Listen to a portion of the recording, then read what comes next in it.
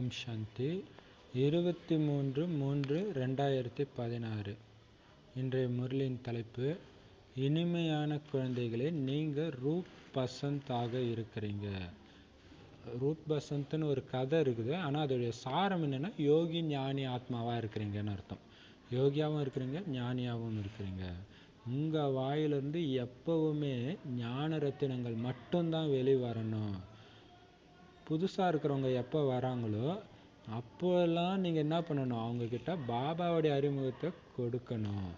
உங்கள் தொடர்பில் யார் புதுசாக வந்தாலும் நமக்கு ஒரு பெரிய வேட்டையாடுறவங்க. நாம் ஒரு விலங்கு வந்துச்சுன்னா வேட்டைக்காரன் டக்குன்னு வேட்டையாட ஆரம்பிப்பாங்களே, அதுமாதிரி நம்ம மனிதர்களை வேட்டையாடி தேவதையாக மாற்றுறோம். அப்படி அறிமுகம் கொடுத்தீங்களா? இன்றைக்கி எத்தனை பேருக்கு கொடுத்தீங்க? பாபாவுடைய அறிமுகத்தை கொடுக்கணும். இன்றைக்கி எத்தனை பேருக்கு அறிமுகம் கொடுத்தீங்க? சரி, எவ்வளோ நேரம் பாபா நினச்சிங்க? எவ்வளோ நேரம்? ஒரு பீரியட் எவ்வளோ நேரம்னே தெரியல. சரி, நீங்கள் எவ்வளோ நேரம் நினச்சிங்க? சரி, ஓம் சாந்தி. கேள்வி: தனது மனநிலையை ஒரு நிலைப்பாட்டில் வச்சுக்கிறதுக்கான சாதனம் என்ன? மனசு திடீர்னு அலப்பாயுது, இங்கே போகுது அங்கே போகுது. அப்போ ஒரே நிலையில் வச்சுக்கிறதுக்கு ஒரு சாதனம் இருக்குது. அது என்ன? அது என்னன்னா, சூப்பராக பாபா சொல்றாரு பாருங்க, தொடர்பு வச்சுக்கிறதுல கவனம் வையுங்க. அதுதான் நாம் பண்ணுறது இல்லையா? 8 மணி நேரம் கணக்கு காட்டுங்கன்னு சொல்கிறது எதுக்கு? கவனம். அப்போ கவனத்தோடு நினைப்பீங்க. அப்போ தொடர்பு வைத்துக்கொள்வதில் கவனம் வைங்க. அப்போ மனநிலை ஒரு நிலைப்பாட்டில், அதாவது பாபாவுடைய நினைவிலே இருக்கும். அப்போ நான் இப்போ மணி 7 ஆகுது, 8 மணி வரையும் பாபா நினைவிலே இருக்கிறேன்ற அந்த கவனம் இருக்க டைமை பார்ப்பீங்க. அப்போ அந்த நினைவு அடுத்த 1 மணி நேரம் நான் பாபா நினைவிலே இருக்கிறேன்ற அந்த கவனம் இருக்கும். பாபா தொடர்பு வைக்கிறதுல கவனம் வைங்க. அப்போ மனநிலை ஒரு நிலைப்பாட்டில், அதாவது பாபா நினைவிலே இருக்கும். எப்பவுமே நல்ல சேவாதாரி மாணவர்களின் நட்பிலேயே இருங்க. பாபா தொடர்பில் இருக்கிறவங்களே, ஞானத்தை புரிஞ்சுக்கிறவங்க தொடர்பிலே நீங்கள் இருக்கணும். அப்போ தான், அதுவும் நல்ல சேவை செய்யக்கூடியவங்க தொடர்பிலே இருங்க. யாராவது ஞானம் மற்றும் யோகத்தை தவிர, சூப்பரான பாயிண்ட், நல்லா கவனம் கொடுத்து எழுதுங்க, அப்புறம் நோட்ஸ் எடுத்துக்கலாம். இங்கே பாருங்கள், யாராவது உங்ககிட்ட ஞானத்தையோ யோகத்தையோ தவிர வேற மற்ற எல்லாமே தலைகீழான விஷயம்தான் இல்லையா? மற்ற தலைகீழான விஷயங்களை பேசுகிறாங்க, வாயிலிருந்து ஞான ரத்தினத்துக்கு பதிலாக கல் மாதிரி தீய சொற்கள் வெளியே வருது அப்படின்னாலே, அவங்க தொடர்பில் வந்து எப்பவுமே நீங்கள் விலகி கவனமாக இருக்கணும். அது பாபா குழந்தையாகவே இருந்தாலும் சரி, விலகி தான் இருக்கணும். பட்டும் படாமல் இருங்க. நீங்கள் பாபா ஞானத்தை சொல்லுங்கள், ஏற்றுக்கிற மாதிரி இருக்கிற ஃப்ரெண்ட்ஸோடு சேருங்க. ஏற்றுக்கலைன்னா அவங்ககிட்ட அப்படியே டிஸ்டன்ஸ் மெயின்டைன் பண்ணுங்க. ஏன்னா வீண் விஷயம் தான் பேசின்னு இருக்க போகிறாங்க இல்லையா? சூப்பரான, ஏன்னா அவங்க பேசுகிறது தான் உங்களுக்கு மறுபடியும் யோகா பண்ணும்போது வரும். அப்போ யோகாவே பண்ண மாட்டீங்க. சரி, பாடல்: இரவு நேர பயணி களைத்து போகக்கூடாது அப்படின்னு பாபா நம்மளை சொல்கிறார். அதுக்கு என்ன அர்த்தம்? இரவு நேர பயணி களைத்து போகக்கூடாது. இப்போ நாம் பாபாவோட நினைவை நினைக்கணும். சொர்க்கத்தில் நம்ம ஸ்தாபனை செய்கிறோம்ல, அதை நினைக்கணும். சரி, அது டைரக்ட் மீனிங்கு. பட் இங்கே என்ன அர்த்தம் அப்படின்னா, எல்லைக்கப்பாற்பட்ட பகல் எது, எல்லைக்கப்பாற்பட்ட இரவு எது? இப்போ இது எல்லைக்குட்பட்ட நைட்டு. எல்லைக்கு அப்பாற்பட்ட நைட்டு தான் நரகம், துவாபரயுகம், கலியுகம். எல்லைக்கு அப்பாற்பட்ட பகல் தான் சொர்க்கம், சத்தியுகம், திரேதாயுகம். அப்போ நாம் இரவு நேரம் தானே இது இல்லையா? அதனால் களைச்சி போயிடாதீங்க. ஃபுல் பாபா நினைவில். இன்னும் கிட்ட வந்துச்சு, விடிய போகுது, இந்த நேரம் பார்த்து தூங்கிடாதீங்க, தேக உணர்வில் மாட்டிக்காதீங்க. அது என்னது தேக உணர்வில் மாட்டிக்காதீங்க, அந்த தூக்கத்தை சொல்கிறார். சரி, ஓம் சாந்தி. ஓம் சாந்தி. ஞானம் மற்றும் விஞ்ஞானம் யோகம், இதை அல்ஃப் மற்றும் ஆஸ்தின்னு சொல்லுவாங்க. இன்றைக்கி பாருங்கள், புது வார்த்தை பாபா சொல்கிறார். விஞ்ஞானம்னா என்னது? சாதாரணமாக சயின்ஸு சொல்லுவாங்க. ஆனால் இங்கே விஞ்ஞானம்ன்றதுக்கு என்ன அர்த்தம்னா, ஞானத்துடைய ஆப்போசிட் விஞ்ஞானம். அப்போ ஞானம் வாயை திறக்காமல் சொல்ல முடியுமா? சொல்ல முடியாது. அப்போ சத்தத்தினால வர்றது தான் ஞானம். சத்தம் தேவை ஞானம் சொல்கிறதுக்கு. விஞ்ஞானம்னா சத்தம் விஞ்ஞானம்ன்றது சத்தத்தை கடந்த நிலை, அதான் யோகம் இல்லை. ஆனால் ஞானத்தின் மூலமாக தான் நமக்கு யோகம். வாய் திறந்து ஒருத்தவங்க சொல்லி தான் இப்படி பண்ணுங்கன்னு சொல்லி தான் நம்ம யோகா பண்ணுறோம் இல்லையா. இப்போ ஞானம் மற்றும் விஞ்ஞானம், அதாவது ஞானம் அண்ட் யோகா, இதை தான் அப்பா மற்றும் ஆஸ்தின்னு சொல்கிறாங்க. தந்தை அல்ஃப், இது ஹிந்தி வார்த்தை, குறிப்பாக இது முஸ்லீம்களுடைய பாஷை இது அல்ஃப்ன்றது. அப்போ அப்பா தான் அல்ஃப்ன்றோம், பேனா ஆஸ்தி. அப்பா ஆஸ்தி பற்றிய ஞானத்தை கொடுக்குறாரு. அல்ஃப் பே, இது ஆக்சுவலாக இங்கிலீஷில் ஆல்ஃபா பீட்டா அப்படின்னு சொல்லுவாங்க. அதுதான் அந்த மாதிரி இது சொல்கிறார். சரி, அப்போ டில்லியில் விஞ்ஞான பவன் ஒரு பில்டிங் இருக்குது. ஆனால் அதுக்கு அர்த்தம் யாருக்கும் தெரியல. பேரை மட்டும் விஞ்ஞான பவன் வச்சுட்டாங்க. ஆனால் குழந்தைங்க, நீங்கள் தெரிஞ்சிருக்கிறீங்க, ஞானம் மற்றும் முக்கியமான பாயிண்ட் மட்டும் எழுதுங்க. எல்லா பாயிண்ட்டும் எழுதினீங்கன்னா என்னைக்கு வாணியை முடிக்கிறது? இங்கே பாயிண்ட்ஸை விட்டுருவீங்க. நீங்கள் உங்களை டச் பண்ணுற பாயிண்ட் மட்டும் எழுதுங்க, ஓகேவா? சரி, பாபா சொல்கிறேன். விஞ்ஞான பவன் பில்டிங்க்கு பேர் வைக்கிறாங்க, அதோடைய அர்த்தம் தெரியல, ஆனால் உங்களுக்கு தான் அது தெரியுது.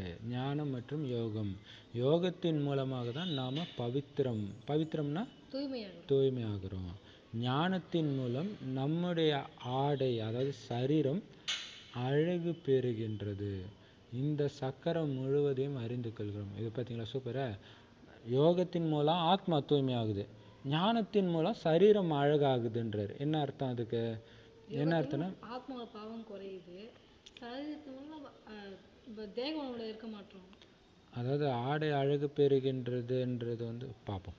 இந்த சக்கரம் முழுசும் நீங்கள் தெரிஞ்சுக்கிட்டீங்க. யோகத்தின் யாத்திரைக்காகவும் கூட இந்த ஞானம் கிடைக்குது.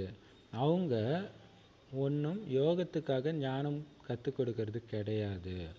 அவங்களும் ஸ்தூலத்தில் ட்ரில் முதலியவற்றை கற்றுக் கொடுக்குறாங்க. இது சூக்ஷ்மமான முக்கியமான விஷயம். பாடலும் அதனுடன் தொடர்புள்ளதாக வைக்கிறோம்.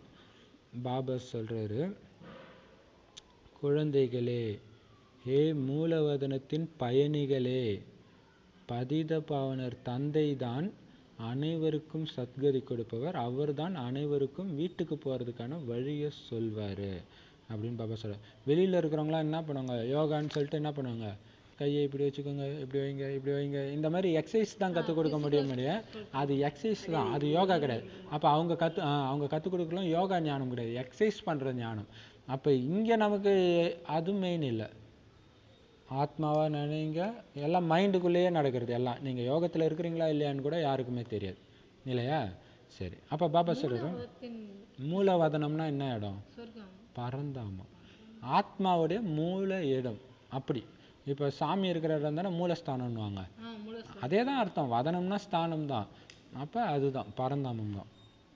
இப்போ பாபா சொல்கிறாரு, அது எப்படி யோகத்தின் மூலம் ஆத்மாவுடைய அழுக்கு தூய்மை ஆகுது, தேக உணர்வு போது தூய்மை ஆகுது.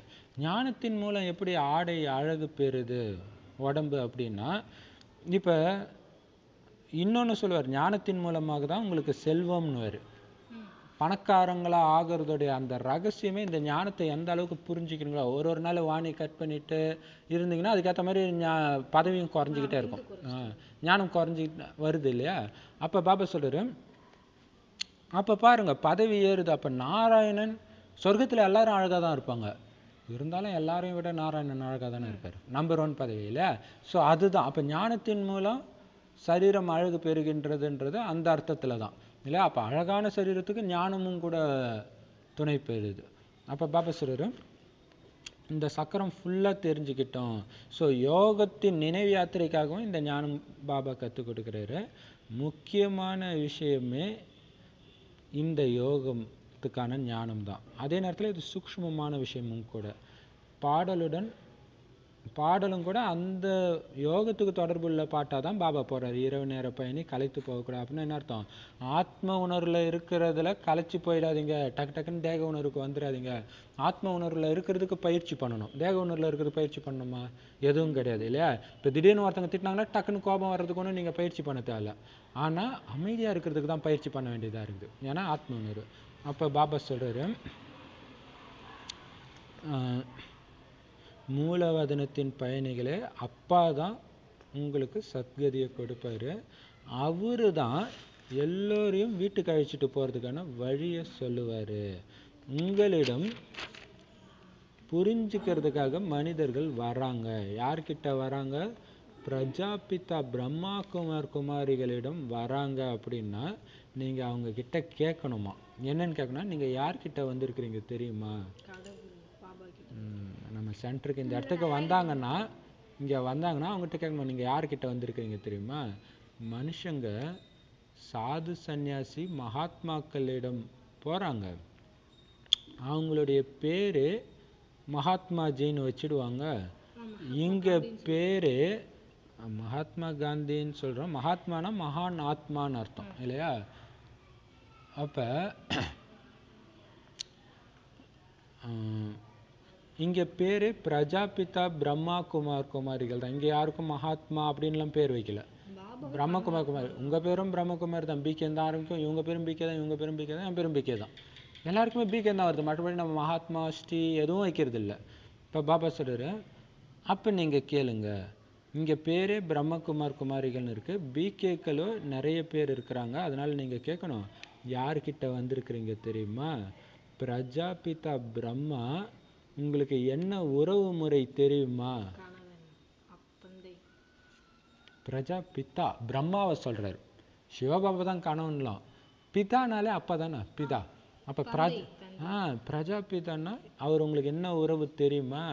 உங்க வீட்டுக்கு வந்திருக்கிறீங்க இல்லையா? அப்பா வீட்டுக்கு வரனா அது நம்ம வீடு இல்லையா? அதுதான் சொல்றாரு, இது என்ன உறவின் முறை தெரியுமா? அப்ப இங்க ஒரு குடும்பம் இது இல்லையா? ஆத்மீக குடும்பம். அப்ப பிரஜாபிதா அனைவருக்கும் தந்தை. கிறிஸ்தவர்கள் முஸ்லிம்கள் ஆதாம் ஏவாள் அப்படின்னு சொல்றது அவரை தான் சொல்றாங்க. ஆனால் இந்த பிரஜாபிதா பிரம்மா உங்களுக்கு அப்பா தானே தவிர குரு கிடையாது. குரு யாரு? சிவன் தான். பிரஜாபிதா பிரம்மா குமார் குமாரினாலே இவங்களுக்கு யாரோ ஒரு தந்தை இருக்கிறாரு இல்லையா? பேரே குமார் குமாரின்னு வருதுன்னா இவருடைய குமாரின்னு அர்த்தம் இல்லையா? இப்ப பாத்தீங்கன்னா செல்வன் ராஜாத்தி அவர்களின் குமாரி ஆகிய இவங்களுக்கும் அவங்களுடைய குமாரன் ஆகிய இவங்களுக்கும் நிச்சயிக்கப்படுதுன்னு சொல்றாங்களே. அப்ப குமாரினால என்ன அர்த்தம்? குழந்தைன்னு அர்த்தம். அப்ப குமாரினால இவங்களுக்கு ஏதோ ஒரு அப்பா இருப்பாங்களே அப்படின்ட்டு பாபா சொல்றாரு. அப்ப பாபா எப்படி அவங்களை யோசிக்க வைக்கிறார் பாருங்க. அதே அவரே தான், அதே பிரம்மாவே தான் உங்களுக்கும் தந்தையா இருக்கிறாரு. அதனால அவங்க கிட்ட சொல்லுங்க, நாங்க பிகேக்களின் தந்தையோடு சந்திக்க விரும்புறோம்னு. பாருங்க, அப்ப மதுபனுக்கு போறோம்னா யாரை பார்க்க போறோம்? இத்தனை பிகேக்களுடைய அப்பாவை பார்க்க போறோம் அப்படின்னு சொல்லுங்க. பிரஜாபிதா என்ற பெயரை எப்பாவது கேட்டிருக்கிறீங்களா? வேற யாராவது அந்த பேரை வச்சிருக்கிறாங்களா? பிரஜாபிதா கிருஷ்ணா சொல்லியிருக்கிறாங்களா? பிரஜாபிதா ராமா சொல்லியிருக்காங்களா? பிரஜாபிதா இயேசு சொல்லியிருக்கிறாங்களா? அப்போ இதுக்கு முன்னாடி கேள்வியே படல. அப்போ இது ஒரு மிகப்பெரிய வார்த்தை. ஆனால் வேதத்தில் இருக்குது, பிரஜாபிதா பிரம்மானே வரும். இப்போ இதுக்கு முன்னாடி கேள்விப்பட்டீங்களா?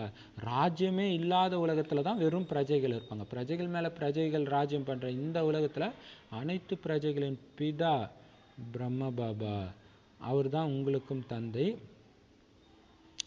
இவ்வளவு ஆண் மற்றும் பெண் குழந்தைங்க இருக்கிறாங்க, தந்தை பற்றி தெரியணும் இல்லையா? அப்ப அவர் தான் எல்லையற்ற தந்தைன்னு புரிஞ்சுக்குவாங்க. பிரஜாபிதா பிரம்மாவுக்கும் கூட தந்தை யாரோ ஒருத்தர் இருப்பாரு. ஆக யாராவது வந்தா அவங்க கிட்ட கேளுங்க, யாருக்கிட்ட வந்திருக்கிறீங்க. போர்டு மேல என்ன எழுதி இருக்குது பாத்தீங்களா? அப்ப போர்டில் அப்படி போட்டு அந்த போர்டை வச்சு ஞானம் உள்ள வந்தோடனே நீங்க எதுக்கு வந்திருக்கிறீங்க, போர்டில் என்ன போட்டிருக்குது பாத்தீங்களா? அப்ப போய் பார்ப்பாங்க, பிரஜாபிதா பிரம்மா குமார் குமாரிகள்னு போட்டிருக்குது. வெளியில வைக்கலாம். ஒரு போர்டு இருக்கு, குட்டி போர்டு இருக்குது. இவங்ககிட்ட பெர்மிஷன் வாங்கி இல்லை, கோயிலுக்கு வெளியில வச்சாதானே எல்லாரும் பார்த்துட்டு வருவாங்க இங்கே இது நடக்குதுன்ட்டு. அதுக்கு சரி. இப்போ பாபா சொல்றாரு, யாருக்கிட்ட வந்திருக்கிறீங்க, போர்டில் என்ன எழுதியிருக்குன்னு கேளுங்க. ஏன்னா இவ்வளவு நிறைய சென்டர் இருக்குது, பிரம்மகுமார் குமாரிகள் இவ்வளவு பேர் இருக்கிறாங்க அப்படின்னா நிச்சயமா அவங்களுக்கு தந்தை ஒருத்தர் இருப்பார்ல. ஒருத்தர் தானே, இத்தனை பேரும் குமார் குமாரினே சொல்லிக்கிறாங்கன்னா இவங்களுடைய அப்பா யாரு? அவர் கண்டிப்பா குருவா இருக்க முடியாது. முதல்ல இதுதான் புத்தியிலிருந்து வெளிப்படணும். முதல்ல அவங்க வந்தோடனே நீங்க உங்க குடும்பத்துக்கு வந்திருக்கிறீங்கன்னு அவங்க உணரணும். இதுதான் சொல்றாரு. இது வீடுன்னு அவங்க புரிஞ்சுக்கணும். ஏதோ ஒரு குடும்பத்துல வந்திருக்கிறோன்னு புரிஞ்சுக்கணும். இப்போ எவ்வளவு பெரிய விஷயம் இல்லையா? அப்ப அந்த அப்ப தினம் தினம் குடும்பம் கூடுது இங்க இல்லையா? அப்ப எவ்வளவு பெரிய விஷயம். நாங்க பிரஜாபிதா பிரம்மாவுடைய குழந்தைங்க அப்படின்னா நிச்சயமா நீங்களும் அதேதான்ட்டு சொல்லணுமா எடுத்த உடனே இல்லையா? உங்களுக்கும் அவர் தான் அப்பா. நல்லது. அந்த பிரம்மா பிறகு யாரோட குழந்தை? இப்பதான் அப்பாவை பத்தி வரப்போகுது. பிரம்மா விஷ்ணு சங்கரரை படைக்கிறதே யாருன்னா பரமபிதா பரமாத்மா சிவன் தான். அவர் புள்ளியா இருக்கிறாரு. அவருடைய பேரு தான் சிவன். அவரு நம்முடைய தாத்தாவாக இருக்கிறாரு. ஆத்மாவாகிய நீங்களும் கூட அவருடைய குழந்தை தான். சரீரத்தின் ரீதியாக பார்த்தா சிவபாபா நமக்கு தாத்தா, ஏன்னா பிரம்மா அப்பா ஆயிடுறாரு. ஆத்ம ரீதியா பார்த்தீங்கன்னா சிவன் நமக்கு அப்பா, ஏன்னா அனைத்து ஆத்மாக்களின் தந்தை. அதனால மற்றவங்களுக்கு புரிய வைங்க, ஆத்மாவாகிய நீங்க கூட அவரோட குழந்தை தான். பிரம்மாவுக்கு நீங்களும் குழந்தை தான். ஆக நீங்க இந்த மாதிரி சொல்லுங்க. ஸோ எப்படி மற்றவங்களுக்கு புரிய வைக்கணுன்றதுக்காக பாபா இப்போ புரிய வைக்கிறாரு நமக்கு. நாங்க பாப்தாதாவோட சந்திக்க விரும்புகிறோம்னு சொல்லுங்க. அவங்களுடைய புத்தி பாப்தாதாவிடம் சென்று விட வேண்டும். அப்ப பார், இந்த பிரம்மா உடல்ல சிவன் வர்றாரு. அப்ப நீங்க உண்மையிலே யாரை பார்க்க வந்திருக்கிறீங்கன்னா பாப்தாதாவை சந்திக்க வந்திருக்கிறீங்க அப்படின்னு எங்ககிட்ட நீங்க சொல்லணும். அப்படின்னும் போது புத்தி என்ன போயிடும்? அங்க போயிடும், பாப்தாதா கிட்ட போயிடும். அந்த மாதிரி அவங்களுக்கு நீங்க புரிய வைங்க. நாம யாரிடம் வந்திருக்கிறோம் என்பதை அவங்க புரிஞ்சுக்கணும். அப்போ ஒரு வருஷம் கழிச்சு மதுபன் போறீங்கன்னா யாரை பார்க்க போறீங்க? பாப்தாதா. பாப்தாதானா பாபானா அப்பா, தாதானா அண்ணன் இல்லையா? ரெண்டு பேரையும் பார்க்க போறோம். இன்னொரு அர்த்தத்துல அப்பாவையும் தாத்தாவையும் பார்க்க போறோம் இல்லையா? அப்ப நம்ம லீவ் விட்டா தாத்தா வீட்டுக்கு போகணுன்ற ஆசை வரும்ல, அந்த மாதிரி இங்க ஒரு வருஷமும் நம்ம அப்பா தாத்தாவை பார்க்க போகணும். அந்த மாதிரி அவங்களுக்கு புரிய வைங்க. பிரஜாபிதா பிரம்மா நம்முடைய தந்தை. அந்த சிவபாபா ஆத்மாக்களாகிய நம் அனைவரின் தந்தை. ஆக நாம யாரிடம் வந்திருக்கிறோம்னு முதல்ல அவங்க புரிஞ்சுக்கணும். அந்த அளவுக்கு யுக்தியோட நீங்க புரிய வைக்கணும். தான் சிவபாபாவின் குழந்தைன்னு புரிஞ்சுக்கிற மாதிரி நீங்க அழகா புரிய வைக்கணும். இது ஒரு குடும்பம்னு அவங்க புரிஞ்சுக்கணும். அவங்களுக்கு தந்தை மற்றும் தாதா, அதாவது பிரம்மா பற்றிய அறிமுகம் கொடுத்துடணும். அனைவருக்கும் சத்கதி கொடுக்கிற வள்ளல் நிராகாரர் தந்தைன்னு நீங்க புரிய வைக்கணும். நிராகாரர்னா என்னது? சரீரமற்ற தந்தை. அவர் தான் சத்கதி கொடுக்கிறவர். உங்களால புரிய வைக்க முடியும். அவரு பிரஜாபிதா மூலம் எல்லோருக்கும் சத்கதி கொடுக்கிறாரு. அவரைத்தான் எல்லோருமே கூப்பிடுறாங்க. அப்ப இறைவனை வாவான்னு கூப்பிடுறாங்கன்னா அவர் கண்டிப்பா வருவார் தானே. ஆனா எப்படி வந்து சொன்னா உங்களுக்கு புரியும்? ஒரு மனுஷன் உடம்புல வந்து சொன்னா தானே புரியும். அப்படின்ட்டு புரிய வைங்க. பார்க்கிறீர்கள் அல்லவா எவ்வளவு குழந்தைங்க வந்து பாபா கிட்ட ஆஸ்தி பெறுகின்றனர். முதல்ல அவங்களுக்கு தந்தையுடைய அறிமுகம் கிடைக்கணும். இப்போ பார்த்தீங்கன்னா இங்கே 2 பேரும் கண்டினியூஸாக வந்து ஃபுல் ஆஸ்தி, பாபாவோட முழு ஆஸ்தி எடுத்தே ஆகணும் அப்படின்ட்டு வரீங்க. ஒருத்தங்க மட்டும் என்ன பண்ணுறாங்க, வாரத்துக்கு ஒரு நாள் மட்டும் எட்டி பார்த்துட்டு போயிடுறாங்க. அவன் எனக்கு ஆஸ்தி வேணாம், நான் பக்தராகவே இருந்துக்கிறேன்றாங்க இல்லையா? சரி, அப்போ பாபா சொல்கிறாரு முதல்ல அவங்களுக்கு தந்தையுடைய அறிமுகம் கிடைக்கணும். அப்போ தான் நாம் பாப்தாதாவோட சந்திக்க வந்திருக்கிறோம்னு புரிஞ்சுக்குவாங்க. பாருங்க, சூப்பர். அப்போ அப்பாவை பற்றிய அறிமுகமும் அப்பா கிட்ட இருந்து தான் ஆஸ்தி அடையிறோன்றதும் புரிஞ்சுக்கிட்டாதான் என்ன நாராயணனாக்கி அழகு பார்க்குற அந்த மறைமுகமான தந்தையை பார்க்கறதுக்கு தான் நான் வந்திருக்கிறேன்னு அந்த குஷி வரும் அவங்களுக்கு. அதனால அவங்ககிட்ட சொல்லுங்க, நாங்க அவங்கள பாப்தாதான்னு கூப்பிடுறோம். அவரு தான் ஞானம் நிறைந்தவர், பதித்த பாவனர், அந்த சிவபாபா தானே. பிறகு நீங்க புரிய வைங்க, பகவான் எல்லோருக்கும் சத்கதி கொடுக்கிற அந்த வள்ளல் நிராகார், அவரு தான் ஞானக்கடலா இருக்கிறாரு அப்படின்னு பிரம்மா மூலம் எல்லையற்ற ஆஸ்தியை பெற்று கொண்டிருக்கிறோம் அப்படின்னு புரிய வைங்க அவங்க. அப்ப பாருங்க, இன்னொன்று பார்த்தீங்கன்னா பிரம்மா மூலமாக தான் அவர் கொடுக்க முடியும். நீங்கள் வீட்டிலே உட்காந்து என்னதான் தீவிர பக்தி பண்ணாலும் ஞானம் வராது இல்லையா? ஸோ இவர் மூலமாக நாங்கள் அடைஞ்சிட்டு இருக்கிறோன்னு புரிஞ்சுக்குவாங்க. இந்த பிரம்மகுமாரிகள் சிவபாபாவுடைய குழந்தைங்க. பிரம்மகுமாரிகள்லாம் என்ன அர்த்தம்? சிவனுடைய நேரடி குழந்தைங்க இல்லையா? அவர் தான் எல்லோருக்கும் தந்தை. பகவான் ஒருவர் தான். அவர் தான் ஆதி சனாதன தேவி தேவதா தர்மத்தை ஸ்தாபனை செய்கிறாரு. அவர் சொர்க்கத்தை படைப்பவர், அனைவருக்கும் தந்தையாகவும் ஆசிரியராகவும் இருக்கிறாரு. சிருஷ்டியுடைய முதல் இடை கடை பற்றிய ரகசியத்தையும் புரிய வைக்கிறாரு. அதாவது திரிகாலதரிசி ஆக்குறார். திரிகாலதரிசினா என்ன அர்த்தம்? 3 காலம் இல்லையா? சிருஷ்டியுடைய முதல் இடை கடை அப்படின்னால நிகழ்காலம், எதிர்காலம், கடந்த காலம் வந்துடுது. நீங்க யாரை பார்த்தாலும் புரிஞ்சுக்கிறதுக்கு தகுதியுள்ளவர் என்றால் அவங்களுக்கு இதை புரிய வைங்க. சூப்பராக சொல்லிருப்பாங்க. ஏன்னா நமக்கு தெரியும் அவங்களால புரிஞ்சிக்க முடியுமான்னு. அப்படி புரிஞ்சிக்க முடியாது, ரொம்ப வயசானவங்க, படிப்பறிவு இல்லாதவங்க, கொஞ்சம் ஒரு மாதிரி இருக்கிறாங்கன்னா இந்த ஞானத்தை மட்டும் கொடுங்க, அருமத்தை மட்டும் கொடுங்க. எதை கொடுக்க சொல்ல? ஆத்மா பரமாத்மாவை மட்டும் ஆத்மா பரமாத்மாவை மட்டும் கொடுங்க நினைச்சிங்கன்னா வந்துடுவீங்கன்னு மட்டும் சொல்லுங்கன்றார். ஆனால் புரிஞ்சிக்கக்கூடியவங்களா இருந்தால் அவங்களுக்கு இதை நீங்கள் புரிய வைக்கணும். எதை? பிரம்ம பாபா யார், சிவபாபா யார், அவர் நமக்கு என்ன கொடுக்குறாரு, ஞானத்தை கொடுக்குறாரு, இதெல்லாம் புரிய வைங்க. அவங்கக்கிட்ட நீங்கள் முதல்ல என்ன கேட்கணும் அப்படின்னா, உங்களுக்கு எத்தனை அப்பா இருக்கிறாங்க தெரியுமா அப்படின்னு கேளுங்கன்றார். அதான் இப்போ இன்னொன்று பாபா நிறைய யுக்தி கொடுப்பாரு. இப்போ இன்னொரு யுக்தி கேட்குறாரு. திடீர்னு வரீங்க, அது நம்ம சென்டருக்கு வரவங்களுக்கு, நீங்கள் ரோட்டில் போகிறீங்க, பஸ்ஸில் போகிறீங்க, அப்பா அறிமுகம் கொடுக்கணும்னா அப்போ நீங்கள் கேட்கணும், உங்களுக்கு எத்தனை அப்பா இருக்கிறாங்க தெரியுமா? லௌகிக் மற்றும் பரலௌகிக். லௌகிக்கன்னா உலகியல் தந்தை, உடலோட தந்தை. பரலௌகிக்குன்னா ஸோ ஆத்மாவுக்கு ஒரு தந்தை இருக்கிறாங்க அப்படின்னு புரிய வைங்க. அப்போ யோசிச்சு பாருங்க, உங்கள் உடலோட தந்தை உலகம் ஃபுல்லாக பரவி இருக்க முடியுமா? சர்வ வியாபியா? அதே மாதிரி தான் ஆத்மாக்களின் தந்தையும் சர்வ வியாபியாக இருக்க முடியாது அப்படின்னு புரிய வைங்க. லௌகீக தந்தை கிட்ட இருந்து உங்களுக்கு இந்த ஆஸ்தி கிடைக்குது, அவருடைய வீடு எல்லாம். அதே மாதிரி பரலௌகிக தந்தை கிட்ட இருந்து எந்த ஆஸ்தி கிடைக்குது? சொர்க்கம் ஆஸ்தி. அப்போ 2 பேரும் கம்பேர் பண்ணி சொல்லுங்க. பிறகு அவரை சர்வ வியாபின்னு எப்படி சொல்ல முடியும்? இந்த வார்த்தையை குறித்து வச்சு தாரணை செஞ்சு புரிய வைங்க. இறைவன் சர்வ வியாபி இல்லைன்றதை நாம் எப்படி புரிய வைக்க முடியும் அப்படின்னு யோசித்து அவங்களுக்கு புரிய வைங்க.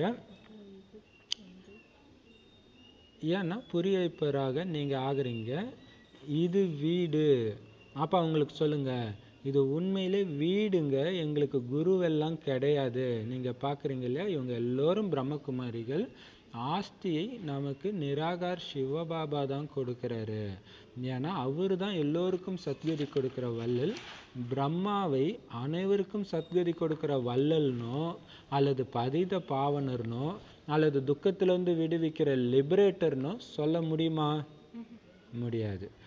ஏன்னா இது எல்லாம் யாருடைய மகிமை? சிவபாபாவுடைய மகிமை. யார் வந்தாலும் அவங்களுக்கு இதை நீங்கள் புரிய வைங்க, அவ்வளோதான். அடுத்ததெல்லாம் அப்புறம் இல்லையா? நாங்கள் சிவனை தாங்க அப்பான்னு சொல்கிறோம், இவர் உடம்புல இருக்கிறார் அவ்வளவுதான் அப்படி சொல்லணும். இல்லைன்னா இவர் ஒரு குருன்னு நினச்சிக்குவாங்க இல்லையா? நிறைய பாபாவில் இவரும் ஒரு பாபான்னுவாங்க. அப்போ நீங்கள் சொல்லுங்கள், இவரும் சரி இவருக்குள்ளே இருக்கிற சிவனும் சரி, இந்த 2 பேரும் எல்லோருக்குமே பாப் தாதா. அதே தந்தை தான் சொர்க்கத்தை படைப்பவர். பிரம்மாவின் மூலம் விஷ்ணுபுரியுடைய ஸ்தாபனை செய்கிறாரு. விஷ்ணுபுரினா எந்த இடம்?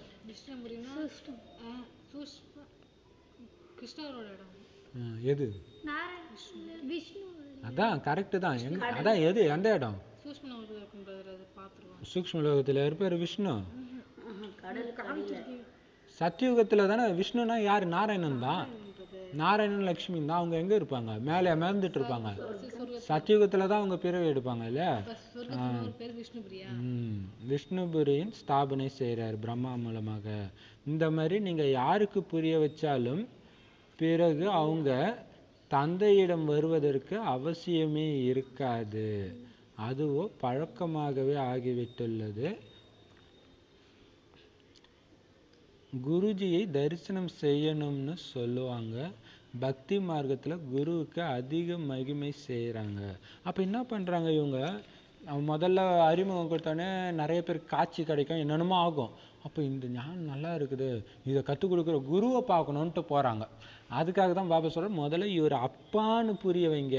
ஏன்னா இவங்க பழக்க தோஷத்துல குருவை தரிசனம் பண்ணணுன்ட்டு வந்துடுறாங்க. அப்ப வர வேண்டிய அவசியம் இருக்காது, நீங்களே இந்த அளவுக்கு அழகா புரிய வச்சீங்க அப்படின்னா. பக்தி மார்க்கத்துல குருவுக்கு அதிக மகிமை பண்ணிட்டாங்க இல்லையா? வள்ளலாறு, நிறைய ஃபேமஸா அவங்களுக்கு மகிமை போயிடுச்சு. வேத சாஸ்திரங்கள், யாத்திரை முதலிய அனைத்துமே உலகாயுத குரு தான் கற்பிக்கிறாங்க. இறைவன் கற்றுக் கொடுக்கல வேதத்தையோ. இல்ல வேத சாஸ்திரங்களையும் யாத்திரைனா என்னது? ஸ்தூல யாத்திரை, திருவண்ணாமலை, காசி அதெல்லாம் போறாங்கல்ல, இதெல்லாம் உலகாயுத குரு தான் கற்றுக் கொடுக்குறாரு. ஒருத்தர் வந்து ரமண மகரிஷி வந்தாரு, ரமண மகரிஷியை பார்க்கறதுக்கு திருவண்ணாமலைக்கு போக ஆரம்பிச்சது கூட்டம், இன்னமும் போயின்னு தான் இருக்கு. ஸோ இதை கற்றுக் கொடுக்கறது யாரு? உலகாயுத குரு. இறைவன் ஒன்றும் போய் மலைக்கு போ, கங்கைக்கு போகலாம் சொல்ல. இறைவன் எங்க போறதுக்கு கற்றுக் கொடுக்குறாரு? பரணாமத்துக்கு போறதுக்கு தான் கற்றுக் கொடுக்குறாரு. நீங்க இதை புரிய வைக்கணும். மனித குருன்னு ஒருத்தர் இருக்கவே முடியாது. பாபா நேத்தோ முந்தா சொன்னாரு, மனிதர்கள் மனிதர்களுக்கு குரு ஆக முடியாது.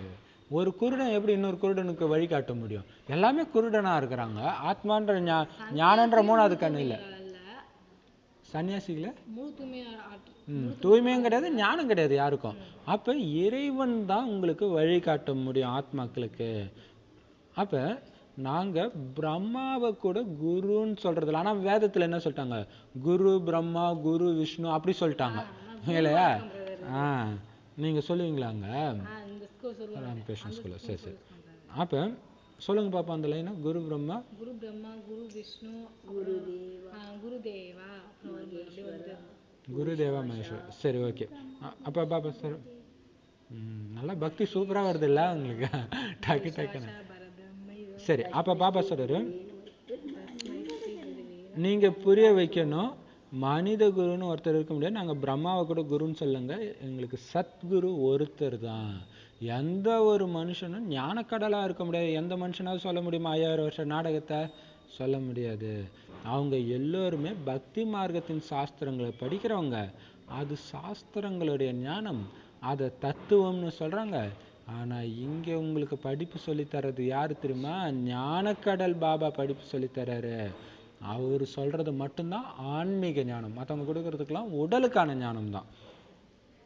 ஞானக்கடல்னு பிரம்மாவையோ விஷ்ணுவையோ சங்கரையோ கூட சொல்ல முடியாது. அப்படி இருக்கும்போது இப்ப பாருங்க, சிவனுக்கு அடுத்ததா உயர்ந்தவர்கள் பாத்தீங்கன்னா யார் யாரு?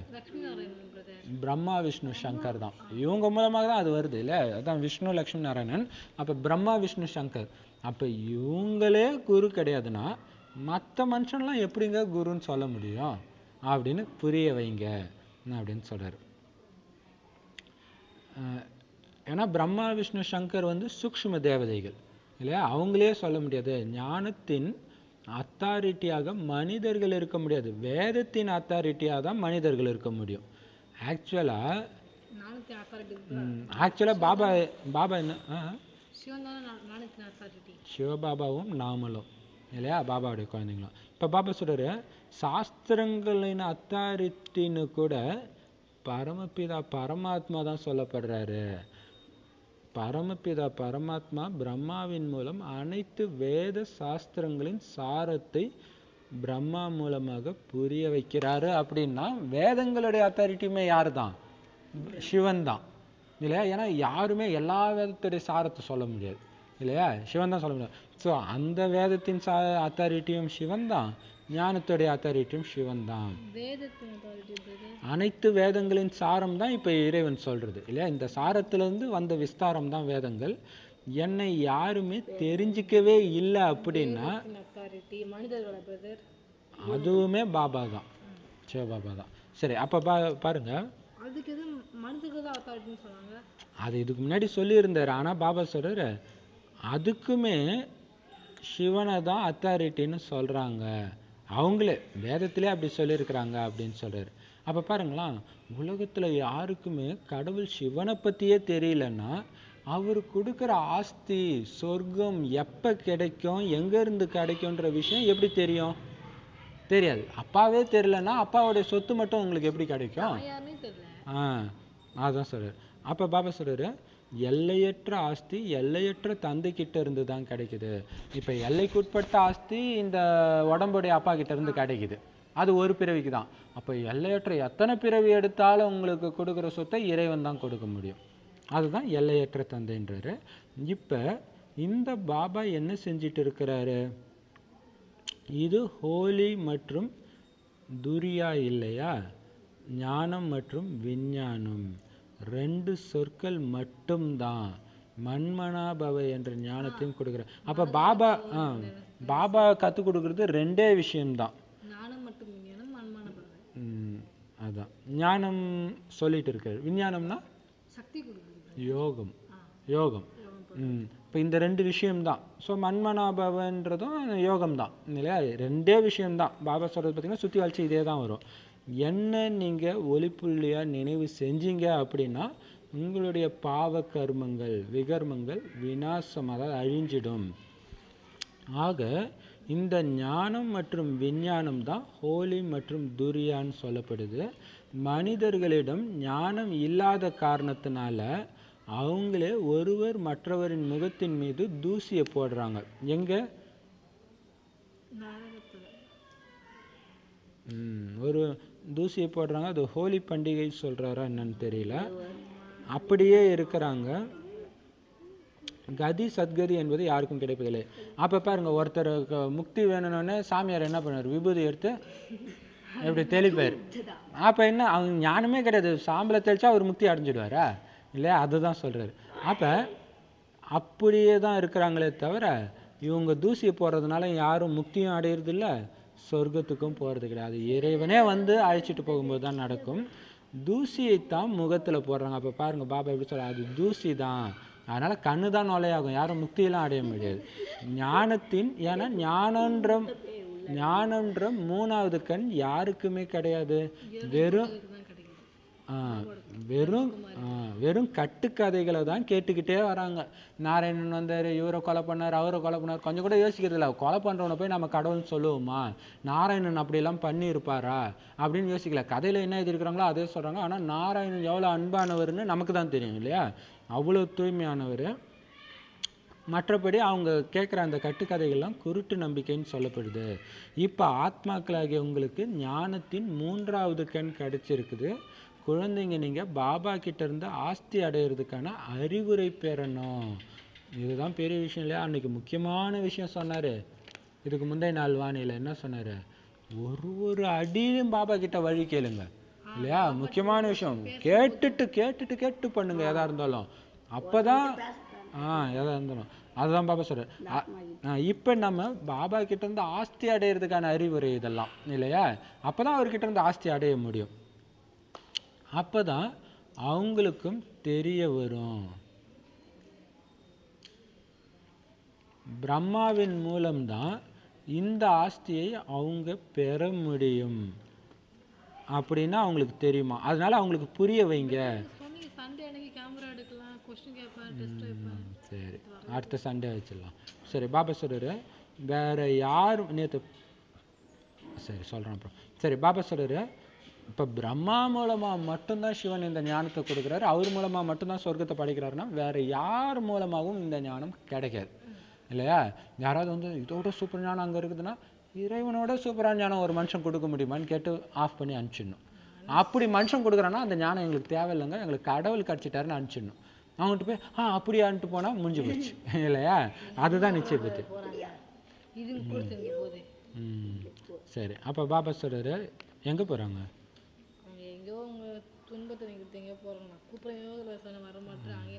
சரி, சக்தி கொடுத்துட்டே இருங்க. அப்போ பாபா சொல்றாரு வேற யார் மூலமாகவும் இந்த ஞானம் கிடைக்காது, ஆஸ்தி அடையிறதுக்கான ஞானம். எல்லா சென்டர்லையுமே இதே பேரு தான் எழுதியிருக்குது. என்ன பேரு? பிரஜாபிதா பிரம்மா குமார் குமாரிகள். கீதா பாடசாலைன்னு எழுதுனா பொதுவான விஷயம் என்னன்னா ஊறப்பட்ட பேர் கீதா பாடசாலைன்னு வச்சிருக்கிறாங்க. சாய்பாபா குரூப் கூட கீதா பாடசாலைன்னு வச்சிருக்கிறாங்க கீதையை சொல்லிக் கொடுக்குற ஸ்கூலுன்ட்டு. ஸோ அது பொதுவாகிடுது. அதனால பிரஜாபிதா பிரம்மா குமார் குமாரிகளின் ராஜயோக கீதா பாடசாலை அப்படின்னு எழுதுங்கன்றாரு. இப்போ நீங்களும் பிகேன்னு எழுதுறீங்க. அப்போ நீங்கள் பார்த்தீங்கன்னா ஸ்கூலில் நோட்லேயே பார்த்தீங்கன்னா PK Vijayalakshmi, PK Muthulakshmi, PK Joseph அப்படின்னு போட்டால் நான் எல்லாரும் ஒரே இனிஷியலே போடுறாங்க, இல்லை எல்லாருமே ஒரே வீட்டுக்கு வந்து ஆமாம். அப்படி நீங்கள் ஸ்கூல் நோட்லேயுமே இதே மாதிரி எழுதுனீங்கன்னா அவங்க யோசிப்பாங்க. ஸோ நம்ம ஞானத்தை அப்போ இது குடும்பம்னு அவங்க புரிஞ்சுக்குவாங்க இல்லையா? சரி, அப்போ பாப்பா சொல்லுங்க. அப்போ மட்டும் மாற்றி போடுங்க. அப்போ பிகே போட்டிங்கன்னா மாட்டிக்கோங்க, ஏன்னா டெஸ்ட் ரிசல்ட் இல்லை. சரி, இப்போ பாப்பா சொல்கிறாரு இப்போ நீங்களும் பிகேன்னு எழுதுங்க, அப்போ தான் தந்தையுடைய அறிமுகத்தை கொடுக்க முடியும். சூப்பராக சொல்லிட்டாரு பாருங்க. அப்போ அவங்களே கூட கொஞ்சம் புத்திசாலியாக இருந்தால் கேட்பாங்க, பிரஜாபிதா அப்பான்றீங்களே இனிஷியல் என்ன குழந்தைன்னு கேட்பாங்க. அப்போ நீங்கள் எம் என் வின்னு சொன்னீங்கன்னா எம் என்னது, அப்புறம் அவர் அப்பான்றா அப்புறம் என்ன இதுன்னு கேட்பாரு இல்லையா? அதுதான் பாபா சொல்றார். அப்போ நீங்கள் பிகேன்னு எழுதினாதான் தந்தையுடைய அறிமுகத்தை கொடுக்க முடியும். மனிதர்கள் பிகே பேரை கேட்டாலே பயந்துடுறாங்க, அதனால கீதா பாடசாலைன்னு பேர் எழுதுறாங்க. ஆனால் இதில் பயப்படுறதுக்கான எந்த ஒரு விஷயமும் கிடையாது. இது வீடுன்னு சொல்லுங்க.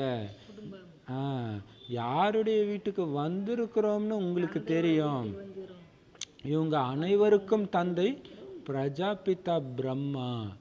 பாரதவாசிகள் பிரஜாபிதா பிரம்மாவை ஏத்துக்கிட்டாங்க.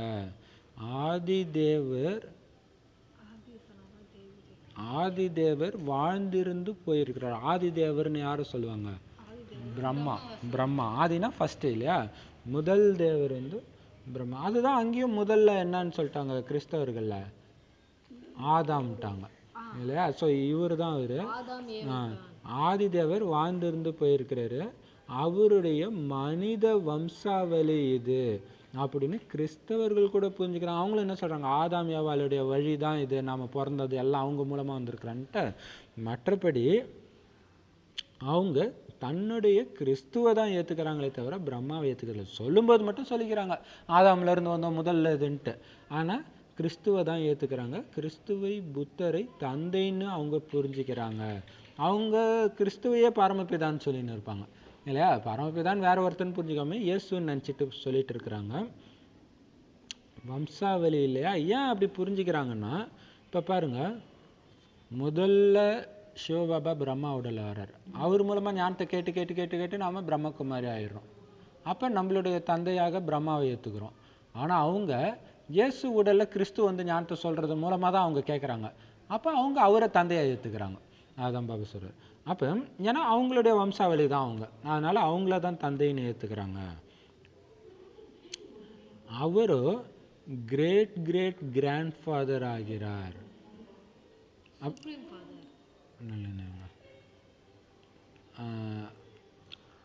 அசலில் பாபா பிரம்மா மூலம் ஆதி சனாதன தேவி தேவதா தர்மத்தின் ஸ்தாபனை செய்துள்ளார். அவரோ கிரேட் கிரேட் கிராண்ட் ஃபாதர். அப்படின்னா என்ன அர்த்தம் தெரியுமா? கிராண்ட் ஃபாதர்னா தாத்தா, கிரேட் கிராண்ட் ஃபாதர்னா கிரேட் கிரேட் கிராண்ட் ஃபாதர்னா எள்ளு தாத்தா இல்லையா? கொள்ளு எள்ளு தாத்தா. அப்படி அப்படின்னா என்ன அர்த்தம்? தாத்தாவுக்கெல்லாம் தாத்தா யாரு? பிரம்மா தான் இல்லையா? முதல் இது அது வேற அர்த்தத்துல, இங்க மனித வம்சத்தின் தாத்தா. சரி, அப்ப பாப்பா சொல்ற முதல்ல அப்பாவுடைய அறிமுகத்தை நீங்க கொடுக்கணும். உங்கள் தந்தையை சந்திக்க விரும்புறோம்னு அவங்க சொல்லணும். அந்த மாதிரி நீங்க அறிமுகத்தை கொடுக்கணும். அப்ப பாருங்க, உங்க குரு யாருன்னு கேட்டா நீங்க என்ன சொல்லணும்? இங்க குரு எல்லாம் கிடையாதுங்க, கடவுள் தான். ஆனா சொல்லி கொடுக்குறது எங்க அப்பா மூலம் சொல்லி கொடுக்குறாரு. உங்கள் தந்தையை சந்திக்க விரும்புகிறோம்னு அவங்க சொல்லணும். ஆஸ்தி சிவபாபா கிட்ட இருந்து கிடைக்குது, பிரம்மாவிடம் இருந்து இல்லை அப்படின்னு அதையும் சொல்லணும் நீங்கள்.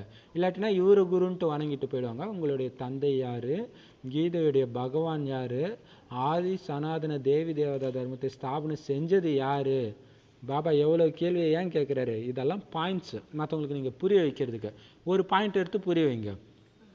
உங்கள் அப்பா யார் தெரியுமா, கீதையுடைய உண்மையான பகவான் யார் தெரியுமா, இந்த சொர்க்கத்தில் வைகுண்டத்தை உருவாக்கி நாராயணனை அந்த மாதிரி ஆக்குனது யார் தெரியுமா அப்படின்னு புரிய வைங்க. தந்தைன்னு நீங்கள் பேர் சொல்லும்பொழுது தான் இந்த பிரம்மகுமார் குமாரிகள் அனைவரும் சிவபாபாவுடைய குழந்தைங்கன்னு அவங்க புரிஞ்சுக்குவாங்க இல்லையா, சிவனுடைய குழந்தைங்கன்னு புரிஞ்சுக்குவாங்க. கதி அல்லது சத்கதியின் ஆஸ்தி சிவபாபா கிட்ட இருந்து பிரம்மாவின் மூலமாக உங்களுக்கு கிடைக்குது. கதிரான brother, சத்கதினா சத்தியமான வழி. எதுக்கு கதி மற்றும் சத்கதி சத்தியமான வழி? எதுக்கு, எங்க போறதுக்கு சத்தியமான வழி? சொர்க்கத்துக்கு brother. சொர்க்கத்துக்கு போறதுக்கு. கதினா பரந்தாமத்துக்கு போறதுக்கு, வழி. பரந்தாமத்துக்கு போறதுக்கான வழி.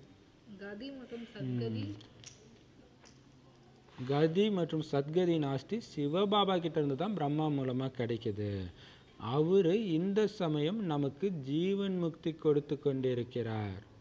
இப்ப பாருங்க, பெரிய விஷயம். எல்லா மதத்துக்காரங்களும் ருத்ராட்ச இந்த மாலை உருட்டுறாங்களே, 108 மணி மாலை, அப்ப எல்லா மதத்துக்காரங்களும் உருட்டுறாங்க அப்படின்னா சும்மா இருக்காது. அவங்களுக்கு நீங்க ஏதோ பண்ணியிருப்பீங்க. அப்ப கடைசியில் அப்படி ஒரு வினாடி பார்த்த உடனே அவங்களுடைய ஆத்மா பிரிஞ்சு போயிடணும் உடம்பு விட்டு. அந்த அளவுக்கு சக்திசாலியா நீங்க பார்ப்பீங்க. அந்த மாதிரி பார்க்குறவங்கள தான் அவங்க உருட்டுவாங்க, எல்லாரையும் உருட்ட மாட்டாங்க. 33 கோடி பிகேஸ்ல வெறும் 108 தான் உருட்டுறாங்கன்னு அர்த்தம். அவங்க தான் எந்த நேரமும் அந்த சேவை பண்ணிட்டு இருக்காங்க. இப்போ எந்த நேரமும் பண்ணிட்டே இருந்தால் தான் கடைசி நேரத்துலையும் அதுக்கு தயாரா இருப்பீங்க. அந்த நேரம் போய் ட்ரை பண்ணீங்கன்னா வராது. சத்கதி ஆஸ்தி. இப்போ பாபா சொல்றாரு, இந்த சமயம் நமக்கு ஜீவன் முக்தி தந்து கொண்டிருக்கிறார். ஜீவன் முக்தினா என்னது? உடல்ல இருந்து ஆத்மாவை தனியா வச்சிருக்கு. அது நான் உங்களுக்கு விளக்கத்துக்காக சொல்றேன். ஆனா விளக்கமா சொன்னாலும் ஜீவன் முக்தினாலும் சத்கதினாலும் ஒண்ணு, கதினாலும் முக்தினாலும் ஒண்ணு. ஓகே, முக்தி ஜீவன் முக்தி, கதி சத்கதி. ஓகேவா? சரி. இப்ப பாருங்க, நமக்கு ஜீவன் முக்தி கொடுத்துட்டு இருக்காரு. நீங்க ஜீவன் முக்தி அடையிற நேரத்துல மத்தவங்களாம் எங்க போயிடுவாங்க? முக்தியில போயிடுவாங்க. இந்த ஞானம் குழந்தைகளாகிய உங்களுடைய புத்தியில இருக்கணும். யாராவது வந்தாங்கன்னா அவங்களுக்கு சொர்க்கத்துடைய மறுபெயர் கிடையாது சிஸ்டர். சொர்க்கத்துக்கு போறதுக்கு பேர் ஜீவன் முக்தி. புரியுதா? அது அந்த ப்ராசஸ் பேர். சரி, அப்ப பாபா சொல்றாரு, அல்லது சொர்க்கம் அப்படின்னு கூட நீங்க வச்சுக்கலாம். சரி, அப்ப பாபா சொல்றாரு, ஆனா இன்னைக்கு ஃபுல்லா கண்டினியூஸா யாரை சந்திக்க வந்திருக்கீங்கன்னே கேளுங்கன்னே சொல்றாரு. ஸோ அதுக்கு தான் அழுத்தம் கொடுக்குறாரு இல்லையா? அப்ப யாரை சந்திக்க வந்திருக்கிறீங்க? அவரோ எங்களுக்கும் உங்களுக்கும் அப்பா. நீங்க ஏத்துக்கிட்டாலும் ஏத்துக்காட்டினாலும் அவரு தான்ப்பா உங்க அப்பா. குரு கோசாயி எல்லாம் இங்க கிடையாது. குரு கோசாயின்றதெல்லாம் அந்த சொல்லி கொடுக்குற அந்த குரு சாமியாருங்களை சொல்லுவாங்க. இங்க அதெல்லாம் கிடையாது. இதை நீங்க புரிஞ்சுக்கிட்டீங்க. இது நீங்க ஹோலி துரியா செய்விப்பது போல ஆகுது. இல்லைன்னா ஹோலி துரியாவுக்கு எந்த ஒரு அர்த்தமும் வெளிப்படுவதில்லை. இது என்ன துரியான்னு தெரியல, பாப்போம். அப்ப இங்க முக்தி ஜீவன் முக்தி சொல்றது தான். இல்ல ஞானம் யோகம் சொல்றாரு. ஞானத்தினால அப்ப ஹோலி துரியா பார்ப்போம். ஞானத்தினால உடல் என்ற ஆடையை அழகானதாக்குறீங்க. ஹோலி இந்த மாசம் தானே முடிஞ்சிச்சா? நாளைக்கா நாளைக்கா? அதான் அது ஹோலிக்காக தான் வருது. அதான் நான் யோசிக்கிறேன், ஹோலிக்காக தான் சொல்றேன். ரக்ஷபந்தனா? நாம எப்பயுமே ரக்ஷபந்தன் தான், பாபா கூட இணைஞ்சு தானே இருக்கிறோம். சரி, அது கிடைக்கும் போது எடுத்துட்டு வரேன். சரி, அப்ப பாபா சொல்றாரு ஞானத்தினால. அப்ப அதான் சொல்றாங்க, ஹோலிக்காக தான் இதை சொல்றாரு. ஹோலியில என்ன பண்ணுவாங்கன்னா ஃபர்ஸ்ட் எரிச்சிட்டு அப்புறம் ஹோலி கொண்டாடுவாங்க. ஆக்சுவலா ஞாயிற்றுக்கிழமை அதுதான். இங்க எதை எரிக்கிறோம்? ஆத்மாவில் உள்ள பாவத்தை, தேக உணர்வை எரிச்சு தந்தையுடையவரை ஆகிட்டோன்னு கொண்டாடுறோம் இல்லையா? அதுதான் ஹோலி. தண்ணி தெளிப்பாங்க இல்லையா? கலர் தண்ணி தெளிப்பாங்க. சரி, இப்ப பாபா சொல்றாரு, ஞானத்தினாலதான் உடல் என்ற ஆடையை அழகாக்குறீங்க இல்லையா? ஆத்மா இந்த உடல்ன்ற ஆடைக்குள்ள இருக்குது. அது தூய்மை ஆவறதுனாலதான் சரீரமும் தூய்மையானதா கிடைக்கும். மற்றபடி இப்போ உங்களுக்கு இருக்கிறது தூய்மையான சரீரமா? கிடையாது. இல்ல ஆத்மா தான் ஆகும், சரீரம் தூய்மை ஆகாது. கடைசி வரையும் வியாதியெல்லாம் வரதான் செய்யும். செஞ்ச பாவத்துக்கு அது வந்துதான் இருக்கும். ஃபுல் ஆத்மா தூய்மை ஆனவனே சரீரம் தூய்மை ஆகாது, ஆத்மா வெளியே வந்துடும். அவ்வளவுதான். அப்ப பாபா சொல்றாரு, ஏன்னா இது அழிந்து விட போகிறது. கங்கா ஸ்நானம் சரீரத்துக்கு தான் செய்றாங்க. ஸ்நானம்னா என்னது? ஸ்நானம்னா குளிக்கிறது. கங்கா ஸ்நானம்னா கங்கையில குளிக்கிறது சரீரத்தை தான் குளிப்பாட்டுறாங்க, ஆத்மாவை குளிப்பாட்டுறாங்க. ஆனா பதித பாவனர் தவிர வேற யாரும் கிடையாது. மற்றபடி அழுக்கா இருக்கிற ஆத்மாவை தூய்மையாக்குறது கங்கையெல்லாம் கிடையாது, அப்பா மட்டும்தான். ஆத்மா தான் தூய்மையை இழக்குது. அதனால ஆத்மா தண்ணீரின் குளியல்னாலெல்லாம் தூய்மையாக முடியாது. இது யாருக்குமே தெரியல. அவங்களோ ஆத்மாவே பரமாத்மான்னு சொல்லிடுறாங்க. ஆத்மா நிர்லேப் அப்படின்னு சொல்லிடுறாங்க. அதாவது ஆத்மாவில் பாவ புண்ணியெல்லாம் ஒட்டாதுன்னு சொல்லிடுறாங்க. அவங்க என்ன பண்ணிடுறாங்க, ஆத்மா உடம்பு விட்டு வெளியே வரும்போது தூய்மையாக தான்ப்பா இருக்கும் அப்படி புரிஞ்சுக்கிறாங்க. ஆனால் ஆத்மாவில் தான் ஒட்டுது, ஒரு ஒரு பிறவிக்கும் போகுது இல்லையா. வேதத்தில் அப்படி போட்டாங்க இல்லையா. சரி, அதனால தான் இறந்த உடனே அவங்கள சாமின்னு கும்பிட்றாங்க, அவர் உடனே தூய்மை ஆயிட்டாருன்னு நினச்சிட்டு. சரி, அப்போ பாபா சொல்றாரு இப்போ சூப்பராக சொல்கிறாரு பாருங்க. இப்போ யார் புத்திசாலியாக ஆகி இருக்கிறாங்களோ உங்களில், அவங்க தான் இதை தாரணை செஞ்சு மற்றவங்களுக்கும் தாரணை செய்ய வைக்க முடியும். அப்போ நீங்கள் இதை பற்றி பாபா கொஞ்சம் கொடுக்குறாரு, அதை வைத்து நீங்கள் ஞான சிந்தனை பண்ணி இன்னும் ஈஸியாக எப்படி சொல்கிறது அப்படின்ற புத்திசாலி குழந்தைங்க தான் அதை தாரணை செஞ்சு மற்றவங்களுக்கும் தாரணை செய்ய வைக்க முடியும். அவங்க தான் ரூப் பசந்த் அப்படின்னு சொல்லப்படுறாங்க. அதாவது யோகி ஞானி, ஞான யோகி இல்லையா. ஞானம் விஞ்ஞானம் இல்லாமல் மற்றபடி தங்களுக்குள்ள எந்த ஒரு கொடுக்கல் வாங்கல் செஞ்சாலும் கல்லெடுத்து எறிவதாகவே ஆகும். எவ்வளோ பெரிய சூப்பராக சொல்லுங்க. பாபா சரணடைந்ததுக்கு அப்புறம் லௌகீக வாழ்க்கையிலிருந்து நமக்கு ஒரு ட்ரெஸ் கொடுத்தா கூட பாபாட்ட அர்ப்பணங்க இல்லையா. சூப்பர். இங்கேயும் பாபா பாருங்க சூப்பராக சொல்கிறாருங்க. ஞானம் விஞ்ஞானம் இல்லாமல் அப்படின்னா என்ன அர்த்தம், ஞானத்தையும் யோகத்தையும் தவிர உங்களுக்குள்ள எந்த ஒரு கொடுக்கல் வாங்கல் செஞ்சாலும் அது உங்கள் மேலே நீங்களே கல்லால் அடிச்சுக்கிறீங்கன்னு அர்த்தம். அதாவது என்ன சொல்கிறாரு, ஞானம் சம்மந்தப்பட்ட வார்த்தையை தவிர எது பண்ணாலும் கல்லால் அடிச்சுக்கிற மாதிரின்னு சொல்கிறார். ஞான ரத்தினங்கள் தான் வரணுமே தவிர கல் வரக்கூடாது அப்படி சொல்கிறாரு. சேவை செய்கிறதுக்கு பதிலாக நீங்கள் என்ன பண்ணுறீங்கன்னா சேவைக்கு குந்தகம் கொடுக்குங்க, வைப்ரேஷன் மாறிடுது இல்லையா. இப்போ ஒரு ஆத்மா நல்லா யோகா பண்ணுது, நல்லா சேவை பண்ணுது, அந்த ஆத்மா கிட்ட போய் குப்பையை பற்றிலாம் பேசுகிறீங்கன்னா என்ன ஆகும், அந்த ஆத்மாவுடைய மனநிலை மாறும்.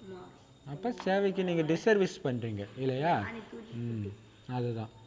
மற்றபடி அவங்கள பற்றி இவங்கக்கிட்ட, இவங்கள பற்றி அவங்கக்கிட்ட சொல்கிறது எல்லாமே தான்.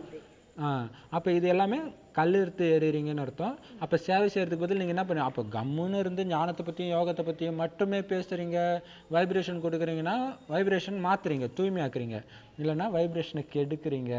அப்போ அந்த இடத்துல சேவை நடக்காது. 63 பிறவிகளாக ஒருத்தர் மற்றவங்க மேலே கல்லால் தான் அடிச்சுட்டு வந்திருக்கிறீங்க. நீ இறங்கு நானும் இறங்கு, நீ மட்டும் கல்லால் அடிப்பேன் நான் அடிக்க மாட்டேன்னா இப்படியே வந்துட்டீங்க 63 பிறவி. ஆனால் இப்போ பாபா சொல்கிறாரு, நீங்கள் 63 பிறவி 84 பிறவி எங்கே எடுப்பாங்க, 84 பிறவி எங்கே, எத்தனை வருஷம் ஆகும் 84 பிறவி எடுக்க? 5000 வருஷம். 5000 வருஷத்தில் எத்தனை வருஷம் சொர்க்கம், எத்தனை வருஷம் நரகம்? சொர்க்கம். அப்போ 2500 வருஷத்தில் எத்தனை பிறவி எடுப்பீங்க? அப்போ 84 21 போச்சுன்னா எவ்வளோ? அதுதான் நரகத்தில் தான் பாபா சொல்கிறார். நரகத்தில் தானே கல்லால் அடிக்கிறோம். சரி, 63 பிறகுகளாக ஒருத்தர் இன்னொருத்தரை கல்லால் அடிச்சு, அதாவது தேக உணர்வுனால துக்கம் கொடுத்துட்டே வந்தீங்க. இப்போ பாபா சொல்கிறார், நீங்கள் ஞான விஞ்ஞான விஷயங்களை சொல்லி குஷிப்படுத்தணும் ஒருத்தர். மற்றபடி பரசிந்தனை செய்கிறது, அதாவது மற்றவங்களை பற்றி சிந்திக்கிறது, மற்றவங்க குறைகளை நினைக்கிறது கூட, சொல்கிறது கூட, அந்த மாதிரி வார்த்தையை நீங்கள் கேட்கவும் கூடாது, நினைக்கவும் கூடாது, பார்க்கவும் கூடாது, சொல்லவும் கூடாது. மற்றவங்களை பற்றி நமக்கு என்ன, பாபா என்ன சொல்லியிருக்காரு அதை மட்டும் ஞாபகப்படுத்துங்க. இன்றைக்கி எவ்வளோ நேரம் நினச்சிங்க, இது குஷிக்கான விஷயம் இல்லையா. மற்றபடி அவங்க இப்படி இருக்கிறாங்க அப்படி இருக்கிறாங்க எதுவுமே பண்ணக்கூடாது. அதெல்லாம் என்னது, பரசிந்தனை. நாம் சுய சிந்தனை ஞான சிந்தனை தான் பண்ணணும். உள்நோக்கு முகமாக நம்மளை பற்றி தான் நாம் பார்க்கணும். இது ஞானம் இல்லையா. கல்லால் அடிப்பதையோ முழு உலகத்திலுமே ஒருத்தர் மற்றவங்களுக்கு செஞ்சுக்கிட்டு தான் இருக்கிறாங்க. குழந்தைகள் நீங்களும் ரூபசந்தாக இருக்கிறீங்க. நீங்கள் ஞான விஞ்ஞானம் தவிர ஞானம் யோகம் தான். அப்போ நீங்கள் யோகியாகவும் ஞானியாகவும் இருக்கிறீங்க.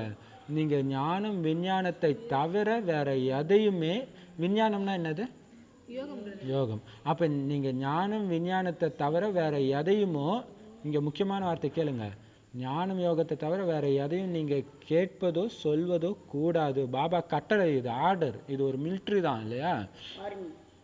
கேட்கவும் கூடாது, சொல்லவும் கூடாது. ஞானத்தை தவிர ஏதாவது பேசுறாங்களா? திடீர்னு ஒருத்தவங்க வாங்க வாங்க அந்த கோயிலில் போய் நம்ம பக்தி செய்யலாம்னா டக்குன்னு அவங்கள விட்டு நீங்க விலகி வந்துடணும் இல்லையா? கேட்கவும் கூடாது, சொல்லவும் கூடாது. யார் தலைகீழான விஷயங்களை பேசுறாங்களோ அவங்க கூட நீங்க சேர்றதே கெட்டதுன்றார். அவங்க கூட நீங்க சேராதீங்க அப்படின்னு சொல்றாரு. தலைகீழான விஷயங்கள், ஞானத்துக்கு புறம்பா எது பேசினாலும் தலைகீழான விஷயம் தான், ஞானத்தை தவிர எல்லாமே. அவங்க கூட நீங்க சேர்றது தீயது.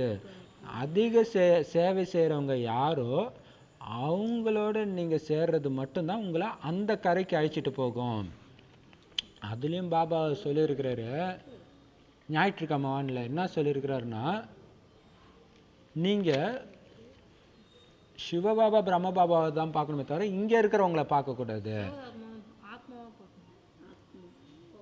அதை சொல்லல, இவங்களை ஃபாலோ பண்றேன் அப்படி இருக்கக்கூடாது. ஏன்னா என்னதான் நல்ல குணம் இருந்தாலும் எல்லாருமே முயற்சியாளர்கள் தான். நல்ல குணம் இருந்தாலும் கண்டிப்பா கொஞ்சம் குறை இருக்கும், யாரும் சம்பூர்ணமாகல. அப்படி ஆனவர் பிரம்ம பாபா மட்டும்தான். அதனால பிரம்ம பாபாவும் சிவபாபா மட்டும்தான் பார்க்கணும், ஃபாலோ பண்ணணும். சகோதர ஆத்மாக்களை கிடையாது. சகோதர ஆத்மாக்களை ஆத்மாவை அன்பு வைங்க, அவ்வளவுதான், விலகி இருந்து. அப்ப யார் நல்லா சேவை செய்யறாங்களோ அவங்க கூட சேர்ந்தீங்கன்னா உங்களுடைய படகு சத்தியுக கரைக்கு போகும். பிராமணர்கள் சிலர் ரூபசந்தாக, அதாவது ஞானம் யோகத்துல நிறைஞ்சவங்களா இருக்கிறாங்க. பிராமணர் ஆகி பிறகு தேவையற்ற தலைகீழான விஷயங்களை பேசுறாங்க. அப்படிப்பட்டவர்களோட நீங்க சேரக்கூடாது. சூப்பர், பாத்தீங்களா? நம்ம அஞ்ஞானிகள் கூட மட்டும் சேராம இருக்கக்கூடாது. ஞானம் கிடைச்சும் தலைகீழான விஷயத்தை, வீண் விஷயத்தை பேசிட்டு இருக்கிறாங்க அப்படின்னா அவங்க கூட நீங்க சேரக்கூடாது. அவங்க உங்களுக்கு நஷ்டத்தை ஏற்படுத்திடுவாங்க, உங்களுக்கே தெரியாது. யோகா பண்ண வராது, அவங்க பேசுறது உங்களுக்கு வரும், அப்ப அது நஷ்டம் தானே இல்லை? நஷ்டத்தை ஏற்படுத்திடுவாங்க. பாபா அடிக்கடி உங்களுக்கு எச்சரிக்கை கொடுக்கிறாரு, ஒருவர் மற்றவரிடம் தலைகீழான விஷயங்களை பேசாதீங்க. அவ்வளவு சூப்பரான விஷயம் இல்லை? ஏன் நமக்கு ஞான யோகத்தை தவிர, பாபா இன்னொரு வானிலை சொன்னாரு, ஞானத்தை தவிர வேற ஏதாவது உங்ககிட்ட யாராவது பேசுறாங்கன்னா அவங்க தான் உங்களுடைய எதிரின்றார் இல்லையா? எதிரி தான். அப்ப பாபா சொல்றாரு, ஒருத்தர் மற்றவரிடம், பாபா குழந்தைங்க கிட்டேயே தலைகீழான விஷயங்களை பத்தி பேசாதீங்க. இங்க இந்த விகாரம் இருக்கு, அது இருக்குது, அது எதுக்கு? நமக்கு தேவை பாபா ஞானம், இதுதான் இருக்கணும். இப்ப பாபா சொல்றாரு, இல்லைன்னா உங்களுக்கும் அழிவு, மற்றவங்களுக்கும் அழிவை ஏற்படுத்திடுவீங்க. அப்போ உங்களுடைய பதவி மிக கீழானதாயிடும். தான் கெட்டு போறதும் இல்லாம மற்றவங்களும் கெடுத்தா அது எவ்வளவு பெரிய பாவம். அப்ப பதவி ரொம்ப கீழானதாயிடும்ன்றார். வேலைக்காரங்க சொன்னார் இல்லையா அன்னைக்கு தொடப்பத்தை கொடுத்துடுன்ட்டு. பாபா எவ்வளவு சகஜமா புரியுற மாதிரி சொல்றாரு. ஆர்வம் இருக்கணும். அப்படியே பாபா ஞானத்தை சொல்லிட்டு அப்படியே டக்குன்னு எச்சரிக்கைக்கு வந்துட்டாரு இன்னைக்கு இல்லையா? பாபா சொல்றாரு, எவ்வளவு ஈஸியா உங்களுக்கு புரியுற மாதிரி சொல்றாரு. கூடவே உங்களுக்கு ஆர்வமும் இருக்கணும். பாபா நாங்க போய் நிறைய பேருக்கு இந்த ஞானத்தை கொடுப்போம் அப்படின்னு ஆர்வம் இருக்கணும். பாபா நாங்க போய் அநேகருக்கு இந்த ஞானத்தை கொடுப்போம், அப்படிப்பட்டவர்கள் தான் பாபாவுடைய உண்மையான குழந்தைங்க. பார்த்தீங்களா? இப்போ பாபா கிட்ட, பாபா நாங்க நிறைய பேருக்கு ஞானம் கொடுக்க போறோம் பாபா, ஒரு பௌர்ணமி விட மாட்டோம், ஒரு அமாவாசை விட மாட்டோம், கோயில்ல வாய்ப்பு கிடைக்கும் போதெல்லாம் கொடுத்துக்கிட்டே இருக்குன்னா அந்த குழந்தை தான் எனக்கு ரொம்ப மிக பிரியமான குழந்தை, உண்மையான குழந்தைன்னு பாபா சொல்றாரு. சேவாதாரி குழந்தைங்களுக்கு பாபாவுமே மகிமை செய்யறாரு. அப்ப இறைவனே மகிமை பாடுறாராம் யார? சேவை செய்யற குழந்தைங்களை.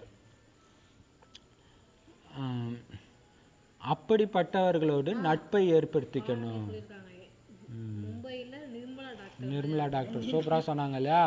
எவ்வளவு நல்ல குழந்தை, ஒரு சின்ன தப்பு பண்ணாலும் என்கிட்ட வந்து சொல்லிடுது அப்படின்னாரு இல்லையா? சரி, அப்ப பாருங்க, அப்ப அந்த மாதிரி சேவைன்னு இருக்கிறவங்க கிட்ட மட்டும்தான் நீங்க நட்பை ஏற்படுத்திக்கணும். யார் நல்ல மாணவர்களுடைய சேர்க்கை வைக்கிறாங்களோ அவங்களோட தான் நீங்க நட்பாக இருக்கணும். சூப்பரா சொல்றாரு இல்லையா? அதுவும் பார்க்கணும், அவங்களுடைய தொடர்புல யார் யார் இருக்கிறாங்க, நல்லவங்க இருக்கிறாங்களா இல்ல விகாரத்துல இருக்கிறவங்க இருக்கிறாங்களான்னு பார்க்கணும். அவங்க நல்லவங்களோட இருந்தாங்கன்னா அவங்க கிட்ட தான் நீங்க தொடர்பு வைக்கணும்.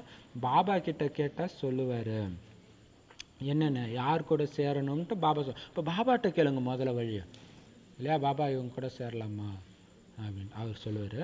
வானிலே சொல்கிறார், சொல்லின்னு தானே இருக்கிறாரு. யார் பாபாவுடைய மனதில் இடம் பிடிச்சிருக்கிறாங்களோ அவங்க சொல்லுவாங்க, சேவை செய்பவர்கள் மீது பாபாவுக்கு கூட மதிப்பு இருக்குது. சிலரோ சேவை கூட செய்ய முடியறது கிடையாது. இந்த மாதிரி அநேகருக்கு தீய நட்பு கிடைக்கிறதுனால மனநிலை மேலே கீழே ஆகிடுது. அப்போ பாருங்க, சேவையே செய்யாமல் சும்மா இதை இங்கே இருக்கிறது அங்கே இருக்கிறது இங்கே பேசிகிட்டு இருந்தாங்கன்னா என்ன ஆகும்? அது அவங்க கூட சேர்ந்தீங்கன்னா என்ன ஆகும்? உங்கள் மனநிலை, நீங்கள் நல்லவங்களாகவே இருந்தால் கூட அவங்க சொன்னதே இது உண்மையாக இருக்குமா வேஸ்ட்டு இல்லையா? அப்போ மனநிலை மேலே கீழே போகுது. அதனால் பாபா சொல்கிறார், சிலர் ஸ்தூல சேவையில் சிறந்தவங்க, அவங்களும் கூட நல்ல ஆஸ்தியை அடையிறாங்க. அப்போ ஸ்தூல சேவைன்றது சென்டரில் ஹெல்ப் பண்ணுறது, பெருக்கிறது, சமைக்கிறது, இந்த மாதிரி சேவை பண்ணுறவங்க, அப்புறம் ஜோதிலிங்கம் வைக்கிறோம், நிறைய அந்த மாதிரி உடல்னால உழைப்பு கொடுக்கறது. ஸோ அவங்களும் கூட நல்ல ஆஸ்தியை அடையிறாங்க. அல்ஃப் மற்றும் பே புரிஞ்சுக்கிறதோ ரொம்ப ஈஸி. அல்ஃப்னா என்னது? அப்பா. ஆன்னு சொல்கிறோம்ல, அதே தான் இங்கே. அப்போ ஆனால் ஆஸ்தி, இங்கே அல்ஃப்னா அப்பா, ஆனா ஆஸ்தி, பேனா ஆஸ்தி. அப்போ இது ரெண்டுத்தையும் புரிஞ்சிக்கிறது ஈஸி. அதனால் யாராக இருந்தாலும் அவங்கக்கிட்ட இதை மட்டும் சொல்லுங்கள், என்னது? அப்பாவையும் ஆஸ்தியையும் நினைவு செய்யுங்க, போதும். வார்த்தைகள் ரெண்டே தான், அல்ஃப் மற்றும் பே. இதுவோ முற்றிலும் சுலபம். யாருக்கு வேணும்னாலும் இதை மட்டும் சொல்லுங்கள். பாபாவுடைய கட்டளை, என்னை மட்டும் நினைவு செய்யுங்கள், போதும். வேறு எந்த வேலையும் பாபா உங்களுக்கு கொடுக்கல இல்லையா? அனைத்திலும் பெரிய உபசரிப்பு இதுதான். அப்போ மற்றவங்க கிட்ட, ஒருத்தர்கிட்ட ஒளிப்புள்ளியாக இறைவனை, இப்போ உங்கள் அப்பா அம்மாவுக்கே ஏதோ ஒரு பிரச்சனைன்னா அவங்ககிட்ட இதை சொல்லுங்கள், அம்மா இன்னைக்கு நீ ஒரு காரியம் செய்கிறதுக்கு முன்னாடி 10 நிமிஷம் உன்னை ஆத்மாவை புரிஞ்சு பாபாவை ஆத்மாவை நினைவு செஞ்சுட்டு போ, அந்த காரியம் வெற்றி அடையலைன்னா என்கிட்ட கேளுன்னு சொல்லுங்கள். அப்போ அவங்களுக்கு நிச்சய புத்தி வரும் இல்லையா? இப்போ பாபா சொல்கிறாரு, ஸோ நீங்கள் எல்லாருக்கும் பண்ணுற மிகப்பெரிய உபசரிப்பு சாப்பாடு போடுறது, தங்குறதுக்கு இடம் கொடுக்கறதுலாம் கிடையாது. உங்களை ஆத்மான்னு புரிஞ்சு பாபாவை மட்டும் நினைவு செய்யுங்கன்னு சொல்கிறது தான். பாபா சொல்கிறார், என்னை நீங்கள் நினைவு செஞ்சீங்கன்னா உங்களுடைய சொர்க்கத்தின் ஆஸ்தி உங்களுக்கு கிடைச்சிடும். ஒவ்வொரு சென்டர்லையும் இந்த மாதிரி வரிசைக்கிரமமாக இருக்கிறாங்க. சிலரோ இதை இன்னும் விவரமாக கூட புரிய வைக்க முடியும். நிறைய பேர் என்ன பண்ணுவாங்க, அப்போ இறைவன் ஒளிப்புள்ளியாக இருக்கார் நினைவு பண்ணுங்க அப்படின்னா எல்லாருக்கும் உடனே என்ன இதை எப்படி நம்புறது, ஏன் நினைவு பண்ணுறது, இதெல்லாம் இருக்கும் இல்லையா? இப்போ ஒரு சிலர் விவரமாக புரிய வைப்பாங்க, ஒரு சிலர் சும்மா இப்படி ஷார்ட்டாக கூட சொல்லிடுவாங்க. அதுக்கு தான் பாபா சொல்கிறார், உங்களால் புரிய வைக்க முடியலன்னு வச்சுக்கோங்களேன், இதை மட்டும் சொல்லுங்கள். என்ன சொல்லுன்னா, கல்பத்துக்கு முன்னாடி கூட பாபா இதே தான் சொல்லியிருந்தார், என்னை மட்டும் நினைவு செய்யுங்க. மேலும் எந்த ஒரு தேகதாரியோ தேவதைகளையோ கூட நினைவு செய்யாதீங்க. தேவதைனா யாரு? நீங்க தேவதையா? இப்ப நீங்க யாரு? பிராமணர்கள். தேவதையா ஆக போறீங்க. தேவதைனா யாரு? நாராயணன், லக்ஷ்மி, இவங்கெல்லாம். அவங்க அதான் எல்லாமே. அவங்கள கூட நீங்க நினைவு செய்யக்கூடாது. தேகதாரி ராமகிருஷ்ணர், விவேகானந்தர், இவங்கெல்லாம் தேகதாரி, அவங்க தேவதைகள் கிடையாது. ஸோ தேகதாரின்னு நினைக்கக்கூடாது. ஏன் தேவதையே நினைக்கக்கூடாது, அப்புறம் எங்கே தேகதாரி இல்லையா? எதையும் நினைச்சாதீங்க, என்னை மட்டும் நினைச்சீங்கள். என்னைன்னா பாபாவை. மற்றபடி வீணான புறம் பேசுறது, மற்றவங்கள பற்றி இவங்கள பற்றி அவங்கள பற்றி பேசுறது, இன்னார் இப்படி செய்கிறாரு இதை செய்கிறாருன்னு கூட சொல்லாதீங்க. எதையுமே சொல்லாதீங்க, வாய்க்கே வேலை கிடையாது. பாப்பா நினைவு செய்யுங்க, அவ்வளோதான். எதாவது பேசினா அப்படி ஞாபகப்படுத்துங்க, டக்கு டக்குன்னு அங்கே. அப்போ அவங்களே புரிஞ்சுக்கோ, அவங்கள டிஸ்டர்ப் பண்ண மாட்டாங்க. இப்போ உங்கள் வீட்டிலே ஏதோ பண்ணுறாங்கன்னா அது போதும். நான் நினைக்கிறேன்னு கூட வாயை திறந்து கூட சொல்லாதீங்க, அதில் உங்களுடைய மனநிலை கீழே வந்துடும். அடுத்த வார்த்தை பேசுனாங்கன்னா டென்ஷன் ஆகிடுவீங்க. சொல்லிட்டு போயிடுங்க, நான் மௌனமாக இருக்கிறேன்னு சொல்லிட்டுங்க. காலையில் 4 to 8 நான் யாரு கூடயும் பேச மாட்டேன்னு சொல்லுங்க, முடிஞ்சு போச்சு. ஸோ அது பழக்கமாகிடும் இல்லையா? நிறைய பேர் ஆக்சுவலாக நமக்கு நியமமே இருக்குது, காலைல 4 to 8, சாயங்காலம் 4 to 8 பேசக்கூடாது, மௌனமாக இருக்கணும். அப்போ பாபாவுடைய நினைவு இருக்கும், வைப்ரேஷன் கிளம்பிடும். சாயங்காலமும் சரி. அப்போ பாபா சொல்கிறாரு, அவங்க செய்கிற வேலையெல்லாம் சொல்கிற வேலையெல்லாம் செய்யுங்க, ஆனால் அமைதியாக இருங்க. இப்போ பாபா சொல்கிறாரு, இந்த பாபா உங்களை ஹோலி துரியா கற்றுத்தருகிறார். மற்றபடி நீங்க வண்ணங்களை பூசுறதெல்லாம் அசுர மனிதர்களுடைய வேலை. வண்ணங்கள்னா என்னது? ஹோலிக்கு கலர் அடிக்கிறாங்களே, அதெல்லாம் அசுரர்கள் பண்ற வேலை. நமக்கு எதை கற்றுக் கொடுக்குறாரு? ஞான நீரை தெளிக்கிறது கற்றுக் கொடுக்குறாரு, யோகத்தை கற்றுக் கொடுக்குறாரு. யாரையாவது நிந்தனை செய்யறாங்க அப்படின்னா நீங்க என்ன பண்ணணும்? பாபா சொல்றாரு, யாராவது இங்க பாருங்களா, அந்த நேரம் டென்ஷன் ஆயிடுவாங்க. யாரையாவது நிந்தனை செய்யறாங்கன்னா அதை நீங்க கேட்க கூடாது. அதை நீங்க கேட்டாலே உள்ள போச்சுன்னா விஷம் இல்லையா? அவங்கள பார்க்கும்போதெல்லாம் அதே ஞாபகம் வரும். அதை நீங்க கேட்கக்கூடாது. அந்த இடத்த விட்டு போயிடணும். இல்லாட்டினா அந்த இடத்த விட்டு போக முடியாத சூழ்நிலைன்னா மனசுக்குள்ள பாபா கிட்ட பேசிட்டு இருங்க. டக்குன்னு பரந்தாமத்துக்கு போய் பேசுங்க. இப்போ பாபா சொல்றாரு, பாபா எவ்வளவு நல்ல விஷயங்களை சொல்றாரு. மன்மனாபவ மத்தியாஜீபவ, இந்த ரெண்டு மத்தியாஜீபவ வார்த்தை கேள்விப்பட்டிருக்கீங்களா இதுக்கு முன்னாடி? மன்மனாபவனா என்னது? பாபாவை நினைவு செய்யறது. மத்தியாஜீபவனா சொர்க்கத்தை நினைவு செய்யறது. அப்பா ஆஸ்தி தான் இல்லையா? மன்மனாபவ மத்தியாஜீபவ. யாராவது வந்தாங்கன்னா அவங்களுக்கு இதை புரிய வைங்க. சிவபாபா எல்லோருக்கும் தந்தை, அவரே சொல்றாரு என்னை நினைவு செய்யுங்கள், அப்பதான் உங்களுக்கு சொர்க்கத்துடைய ஆஸ்தி கிடைக்கும். கீதையுடைய பகவானும் அவரு தான். மரணம் உங்களுக்கு முன்னாடி தயாரா நின்றுட்டு இருக்குது. எப்படி சூப்பரா சொல்ல பாருங்க. அப்ப கீதை உலக அழிவுக்கு முன்னாடி, உலக மகா யுத்தம் மகாபாரத போருக்கு முன்னாடி தானே கீதை சொல்றாங்க. அந்த பகவான் சிவன் தான் இப்ப உங்க முன்னாடி தான் மரணம் இருக்குது.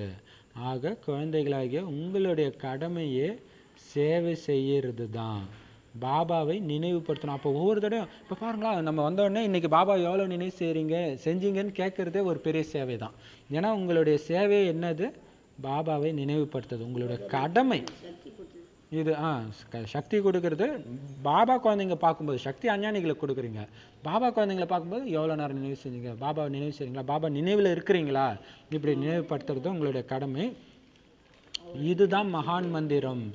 இதன் மூலமாகத்தான் ராஜதானியின் திலகம் கிடைச்சிடும். பொட்டு ராஜதானின்னா என்னது? ராஜ்யம். ராஜ்யத்தை அடையக்கூடிய திலகம்னா என்ன அர்த்தம்? ராஜாவா ஆயிடுவீங்க. பாபாவை நினைவுபடுத்துறதன் மூலமாக ஒவ்வொருத்தருக்கும்.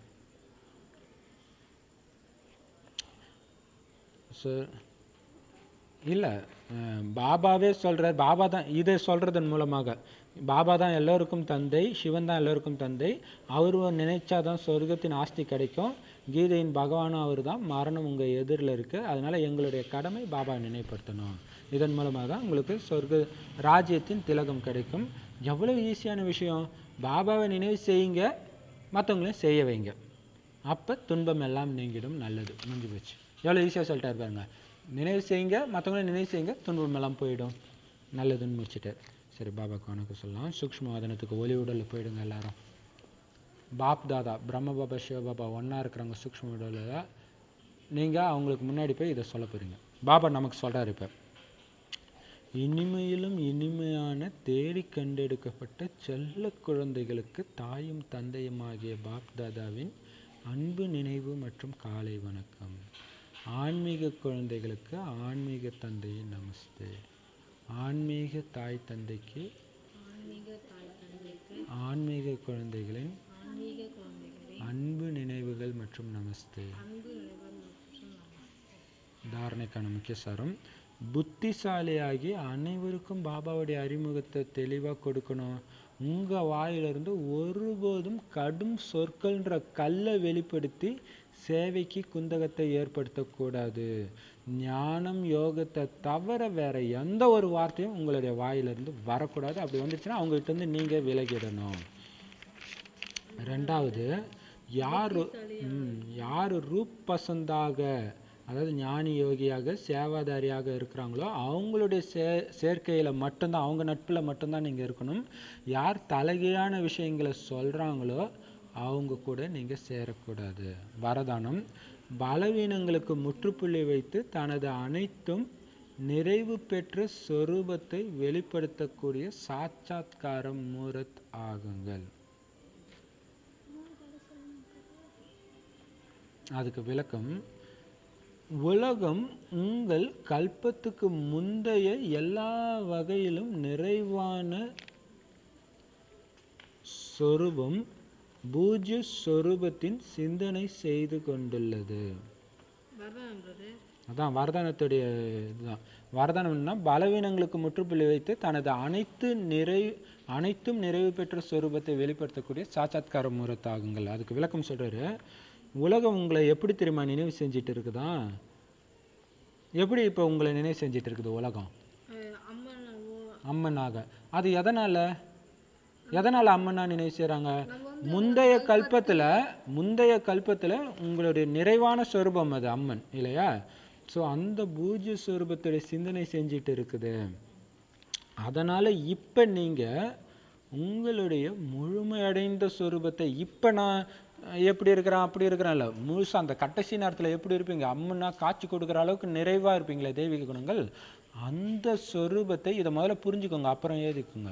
அந்த முழுமையடைந்த சொரூபத்தை, அனைத்து தெய்வீக குணங்களும் நிரம்பி நான் இருக்கிறேன்ற அந்த சொரூபத்தை நடைமுறையில வெளிப்படுத்துங்க. அப்படியே அம்மனாவே இருங்க. காலைல 4 to 8 நான் அம்மனாகவே எங்க வீட்டுல வலம் வருவேன் அப்ப சொன்னாங்கன்னா பக்தர்களா பாருங்க. பக்தர்களுடைய ஆசையை நிறைவேற்றுறது தான் அம்மனுடைய வேலை இல்லையா? அப்ப எதிர்த்து பேசுறதுக்கு, நீங்க எதிர்க்கணும்னு தான் பேசுறதுக்கே வேலை. ஒரு விஷயத்த சொல்றாங்கன்னா செய்யணும், அதுக்கு எதுக்கு வாயை திறக்கணும்? திறக்கவே தேவையில்லை இல்லையா? அப்ப அந்த சொரூபத்தை நடைமுறையில வெளிப்படுத்துங்க. கடந்து போன பலவீனங்களுக்கு முற்றுப்புள்ளி வைங்க இல்லையா? நிறைய நீங்க தப்பு பண்ணிருக்கலாம், நிறைய பலவீனங்கள் இருக்கும், அதுக்கு முற்றுப்புள்ளி வைங்க. அதை யோசிக்கிறத விட்டுருங்க. நான் இப்ப நிறைந்த ஆத்மா. எவ்வளவு நேரம் அதை யோசிக்க மீண்டும் மீண்டும் நீங்க கீழே தான் போவீங்க இல்லையா? அப்ப பலவீனங்களுக்கு முற்றுப்புள்ளி வைங்க. திட்ட சங்கல்பத்தின் மூலம், அப்படின்னா என்ன அர்த்தம்? உறுதியான எண்ணத்தின் மூலம் பழைய சமஸ்கார சுபாவங்களை முடிச்சிடுங்க. எனக்கு இந்த பலகீனம் வந்துட்டே இருக்குன்னு நீங்க உங்களுக்குள்ளேயும் சொல்லாதீங்க, மற்றவங்க கிட்டயும் சொல்லாதீங்க. சொல்ல என்ன ஆகும்? மீண்டும் மீண்டும் அது வரதான் செய்யும். ஸோ அதுக்கு நீங்க முற்றுப்புள்ளி வச்சிடுங்க. மற்றவங்களுடைய அதை எப்படி வைக்க சொல்றாரு? திட்ட சங்கல்பத்தின் மூலம் ஸ்ட்ராங்கான எண்ணம் வைங்க. பாபா போனவர் என்ன சொன்னார்? ஒரு பயங்கரமான எண்ணத்தை எழுப்புங்க. அதாவது நான் சோம்பேறி ஆத்மா, எனக்கு கோபம் வருது, அதெல்லாம் என்னது? வீக்கான எண்ணங்கள். அந்த எண்ணத்தை விட்டு நான் இயற்கையாகவே தூய்மையான ஆத்மா, நான் எவ்வளவு அன்பு நிறைந்த ஆத்மா, நான் எவ்வளவு உயர்ந்த ஆத்மா, அந்த மாதிரி உறுதியான எண்ணங்கள் மூலமாக பலவீனமான எண்ணங்களுக்கு முற்றுப்புள்ளி வச்சிருங்க. பலவீனங்களை நினைக்க மாட்டேன்னு சொல்றதுக்கு பதிலா சக்திசாலியான எண்ணங்களை வைங்க. திட்ட சங்கல்பத்தின் மூலம் உங்களுடைய பழைய சுபாவ சமஸ்காரங்களை முடிச்சிடுங்க. மற்றவங்களுடைய பலகீனத்தின் நகலை உருவாக்காதீங்க. சூப்பரா சொல்றாரு பாத்தீங்களா? நகல்னா என்னது? நகலகம்னு போடுவாங்களே, ஜெராக்ஸ் கடை. அப்ப மற்றவங்களுடைய பலகீனத்தின் நகலை உருவாக்காதீங்க. அவனுக்கு பலகீனம் இருக்குது, அவனை பார்த்து நீங்களும் அப்படி போயிடாதீங்க இல்லையா? ஒருத்தர் கோபப்படுறாரு, பார்த்து அந்த கோபம் வந்துடக்கூடாது. ஒருத்தருக்கு இந்த விகாரம் இருக்குது, அவங்கள பார்த்துனே இருந்தா என்ன ஆகும்? உங்களுக்கும் அந்த விகாரம் வந்துடும். ஸோ அவங்கள ஃபாலோ பண்ணாதீங்க. அவகுணங்களை தாரணை செய்யக்கூடிய புத்தியை முதல்ல அழிச்சிடுங்க. அவங்களுக்கு இது இருக்குது, நானும் அது பண்ண, ஏன்னா 2500 வருஷமா அப்படிதான் ஃபாலோ பண்ணி தான் கீழே இறங்கி இருக்கிறோம். ஸோ அந்த புத்தியை இப்ப அழிச்சிடுங்கன்றார்.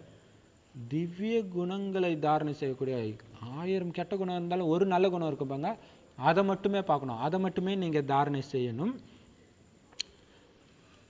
திவ்ய குணங்களை, அதாவது தெய்வீக குணங்களை தாரணை செய்யக்கூடிய சதோ பிரதான புத்தியை தாரணை செய்யுங்க. அப்போ ஒருத்தர் வந்தாலே அவங்களுடைய அந்த நல்ல குணம் மட்டுமே தெரியணும். உங்க தொடர்புல யார் வந்தாலும் உங்களுக்கு ஒரு போட்டியை வச்சுக்கணும். அந்த ஆத்மாக்குள்ள இருக்கிற அத்தனை நல்ல குணத்தையும் அந்த ஆத்மா என்னை விட்டு போறதுக்குள்ள நான் கிரகிச்சு ஒரு லிஸ்ட்டை எழுதுறேன் பாரு அப்படின்னு. நாளைக்கு இது உங்களுக்கு ஹோம் இருக்கு. நாளைக்கு உங்க தொடர்புல வரவங்க ஒரு 5 பேருடைய நல்ல குணத்தை நீங்க அப்படியே எழுதணும். அந்த 5 பேரு உங்களுக்கு பிடிச்சவங்களா இருக்கக்கூடாது, உங்களுக்கு ரொம்ப பிடிச்சவங்களா இருக்கக்கூடாது. பிடிச்சவங்கன்னா நல்ல குணம் மட்டும்தான் உங்களுக்கு தெரியும், அதனால தான் உங்களுக்கு பிடிக்குது. சாதாரணமா வரவங்க அல்லது வெறுக்கிறவங்களா இருந்தால் இன்னும் நல்லது. வெறுக்கிறவங்களுடைய நல்ல குணத்தை ஏற்படுத்தும் போது தான் அவங்க மேல உள்ள வெறுப்பு குணம் போகும் இல்லையா? அப்படி அதுதான் உங்களுடைய திறமை. அன்னப்பறவையுடைய டேலண்ட் என்னது? பாலை மட்டும் எடுக்கிறது. அதான் நல்ல குணங்களை மட்டும் பிரிச்சு எடுக்கிற அன்னப்பறவை தான் நீங்க. அப்போ அதை கிரகிக்கிற சக்தி தான் உங்களுக்கு இருக்கணும். அது எப்படி வேணாலும் பண்ணலாம். இப்ப உதாரணத்துக்கு உங்க 3 பேருக்கு நல்ல குணம் சொல்லமா? சொல்றேன் பாருங்க. திவ்ய குணங்களை தாரணை செய்யக்கூடிய சதோ பிரதான புத்தியை தாரணை செய்யுங்க. அது தமோ பிரதான புத்தி, மற்றவங்களுடைய குறையை பார்க்கறது, மற்றவங்களுடைய நிறை நல்ல விஷயத்தை மட்டும் பார்க்கறது தான் சதோப்பிரதான புத்தி, அந்த புத்தியை தாரணை பண்ணுங்க, நடைமுறைப்படுத்துங்க. அப்பதான் முக்கியமான பாயிண்ட். அப்படி நீங்க பண்ணாதான் காட்சி தரக்கூடிய மூர்த்தி ஆவீங்க. அப்படி பார்த்த உடனே உங்களுக்கு அம்மனுடைய காட்சியாகும், மற்றவங்களுக்கு காட்சியாகும் உங்க முகத்தின் மூலமாக மற்றவங்களுக்கு தெரியும். எப்ப அந்த சம்பூர்ண சொரூபத்தை நீங்க நடைமுறையில வெளிப்படுத்துறதன் மூலம், பலகீனங்களுக்கு முற்றுப்புள்ளி வைக்கிறதன் மூலம், மற்றவங்களுடைய கெட்ட குணங்களை பார்க்கறத விட்டுட்டு நல்ல குணங்களை மட்டும் பார்க்கக்கூடியதை வர வைக்கிறதன் மூலம். ஸோ நாளைக்கு இதான் ஹோம் இருக்கு. உங்க தொடர்புல வந்தவங்களுக்கு 5 பேருக்கு பார்த்து எவ்வளோ முடியுமோ அவ்வளோ நல்ல குணங்களை ஏதுங்க. அது இல்லாமல் இன்னைக்கு யாருடைய பலகீனத்தையும் நான் பார்க்க மாட்டேன். பலகீனம் வந்துச்சுன்னா டக்குன்னு அவங்கள விட்டு போயிடுவேன். அப்படி பலகீனமான எண்ணங்களே உங்களுக்கு தெரியும். பலகீனம்னா தவறான கோபப்படுறது, விகாரங்கள், அதெல்லாம். ஸோ அது நெகட்டிவ் விஷயம், அதை நான் பார்க்க மாட்டேன் அப்படின்னு செக் பண்ணுங்க. அப்போ தான் காட்சி கொடுக்கக்கூடிய மூர்த்தியாக நீங்கள் ஆவீங்க. ஸ்லோகன்: தன்னுடைய ஆதி மற்றும் அனாதி குணங்களை நினைவில் வச்சு அதை நடைமுறை சொரூபத்தில் கொண்டுட்டு வாங்க. செம்ம சூப்பரான ஸ்லோகன். இதோடைய கண்டினியூஷன் தான் இது ஆக்சுவலாக. இப்போ பார்த்தீங்கன்னா உங்களுடைய ஆதி சொரூபம் என்னது? இயற்கையாகவே தூய்மையான ஆத்மாவாக இருக்கிறது தான், தேவதையாக இருக்கிறது. அனாதினா என்னது? அனாதினா அதாவது 5 சொரூபம் இருக்குல்ல, அதில் அனாதி சொரூபம், ஆதி சொரூபம், பூஜ்ய சொரூபம், பிராமண சொரூபம், ஃபரிஸ்தா சொரூபம். அப்போ 5 சொரூபத்தில் ஃபர்ஸ்ட் எதை பண்ணுவீங்க? பரந்தாமம். அதுதான் அனாதி. அனாதினா முதலும் முடிவும் இல்லாமல் எப்பயும் நீங்கள் ஆத்மா தான். பரந்தாமத்தில் இருந்தாலும் ஆத்மா தான், நாராயணனா இருந்தாலும் ஆத்மா தான், இப்பயும் நீங்கள் ஆத்மா தான். அதுதான் அனாதி, அனாதி சொரூபம். அப்பயும் நீங்கள் தூய்மையாக தான் இருப்பீங்க பரந்தாமத்தில். அடுத்தது ஆதி. ஆதி முதல்ல வரும்போது என்னது? லக்ஷ்மி நாராயணன். அதான் ஆதி. இங்கே இந்த நடிப்புனால வந்து ஃபர்ஸ்ட் என்னது? லக்ஷ்மி நாராயணன். அதான் ஆதி சொரூபம். இதுலேயும் நீங்கள் தூய்மையாக தான் இருப்பீங்க, சம்பூர்ணமாக தான் இருப்பீங்க. ஸோ இந்த 2 ஆதி அனாதி குணங்களை மட்டும்தான் உங்கள் ஞாபகத்தில் இருக்கணும். அப்படி வச்சு அதை நடைமுறை சொரூபத்தில் கொண்டு வாங்க. நான் லக்ஷ்மியுடைய குணத்தை இப்போ வெளிப்படுத்தினாதான் நான் லக்ஷ்மி ஆவேன். அப்போ அதே நினைவு இருக்கணும். அப்போ லக்ஷ்மியாகவே வாழுங்க. புரியுதா? டெய்லியும் ஒரு மணி நேரம் நான் லக்ஷ்மியாகவே இருக்கிறேன். லக்ஷ்மியாக இருந்துட்டு பாபா நினைச்சுங்க. லக்ஷ்மியோட உடலில் நான் ஆத்மாவாக இருக்கிறேன், பாபா நினைவு செஞ்சுக்கிட்டேன். அப்போ லக்ஷ்மியோடைய குணத்தை மட்டும் நான் வெளிப்படுத்துவேன் இல்லையா? மகாலட்சுமியோடைய குணம், விஜயலட்சுமி முத்துலட்சுமியோட குணம் கிடையாது. மகாலட்சுமியோட குணத்தை வெளிப்படுத்தணும். சரி, அப்படி இருந்தீங்கன்னா தான் என்ன ஆகும்?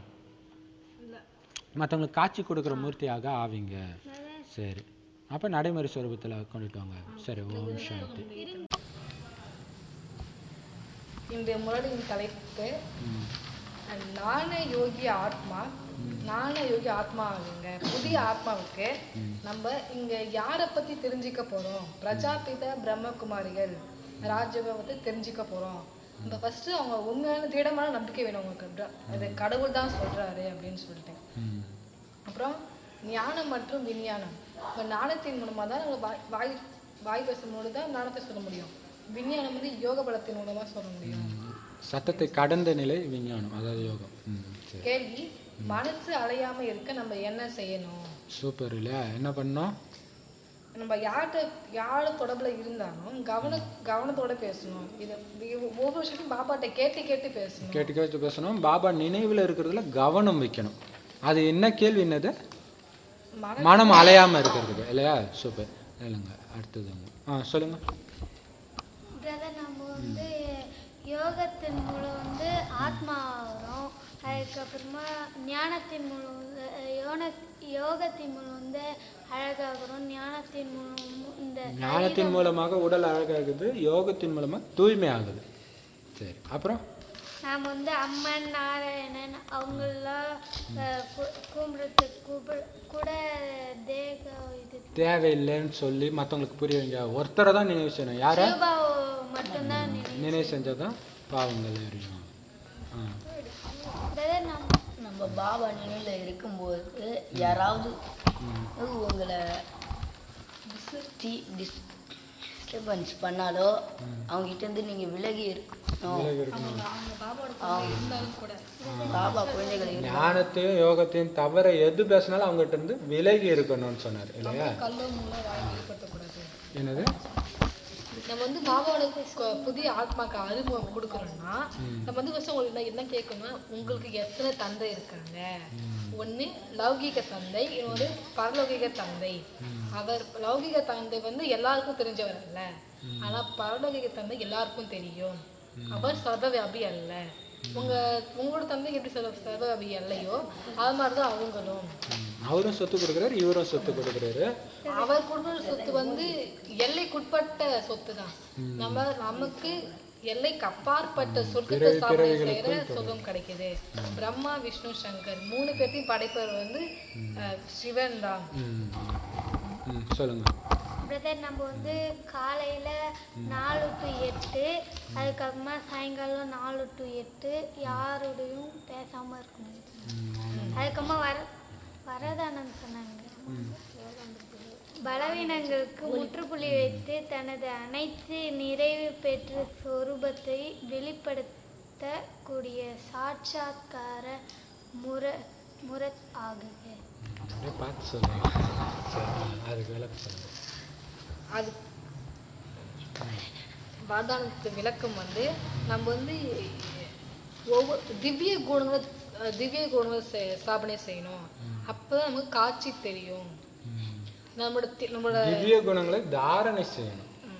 அவகுணங்களை பார்க்க கூடாது. பலவீனங்களை முற்றுப்புள்ளி வைத்து திடமான சங்கல்பத்தின் மூலம் திவ்ய குணங்களை ஸ்தாபனை செய்யணும். யார் வந்து பாபாவோட உண்மையான குழந்தை, பாபா வந்து யாரோட உண்மையான குழந்தைன்னு சொல்றாருன்னா, யாரு பாபாவோட சேவை செய்த ஆர்வம் சொல்றாங்களோ அவங்கதான் பாபாவோட உண்மையான குழந்தைங்க அப்படின்னு பாபா சொல்றாரு. பாபாவின் கட்டளை என் ஒருவனை மட்டும் நினைவு செய்யுங்க, அப்படி செஞ்சாதான் சொர்க்கத்தை ஆஸ்தி கிடைக்கும் அப்படின்னு பாபா கட்டளை போடுறாரு. அப்புறம் மன்மனா பவனா தந்தையை நினைவு செய்யறது, மத்தியாஜி பவனா சொர்க்கத்தை நினைவு செய்யறது. பாபாவை நினைவுபடுத்துவதன் மூலம் நமக்கு வந்து ராஜராஜ திலகம் கிடைக்குது. நீங்க என்ன சக்தி கொடுத்தீங்க அப்படி பாபாவோட நினைவு பத்தி பேசுறதால நமக்கு ராஜராஜ திலகம் கிடைக்குது. இன்னொரு முக்கியமான ஒரு கேள்வி அடிக்கடி கேட்டுன்னு இருந்தாரு பாபா, ஞாபகம் இருக்குது என்னன்னு? ஒரு கேள்வி இங்க வந்தா ஒண்ணு கேட்க சொன்னாரு. சரி அதை விடுங்க, இப்ப சொல்லுங்க. ஹோலி தூய்மையான நீர், ஞான நீரை தான் நம்ம மேல தெளிக்கிறாருன்னு சொன்னாரு. மற்றபடி அசுரர்கள் தான் அந்த நீரை தூசி என்கிற மாசுகளை தான் நம்ம மேல தெளிக்கல. அது ஒரு காரணத்துக்கு சொன்னாரு, முக்தி கிடைக்காது அப்படின்னு. பாபாவின் கட்டளை வந்து ஞானம் மற்றும் யோகத்தை தவிர எதையும் கேட்பதோ பேசுவதோ சொல்வதோ கூடாது. இது பாபாவோட கட்டளை அப்படின்னு சொன்னாங்க. ஞானத்தின் அத்தாரிட்டி வந்து சிவபாபா மற்றும் பிரம்மகுமாரிகள். வேதத்தின் அத்தாரிட்டி பாபா, அதுவும் சிவபாபா தான். கிரேட் கிராண்ட் ஃபாதர் வந்து பிரம்மா. அவர் எங்களுக்கு மட்டும் அப்பா இல்ல, உங்களுக்கும் அப்பா தான். அதுதான் எங்க வந்திருக்கிறீங்கன்னு கேட்க சொன்னார்ல. யார் இங்க வந்தாலும் என்ன கேட்க, நீங்க எங்க வந்திருக்கிறீங்க தெரியுமா? உங்க வீட்டுக்கு வந்திருக்கீங்க, இது குடும்பம், உங்களுடைய அப்பா அப்படின்னு சொன்னாரு. நம்மளுடைய ஆதி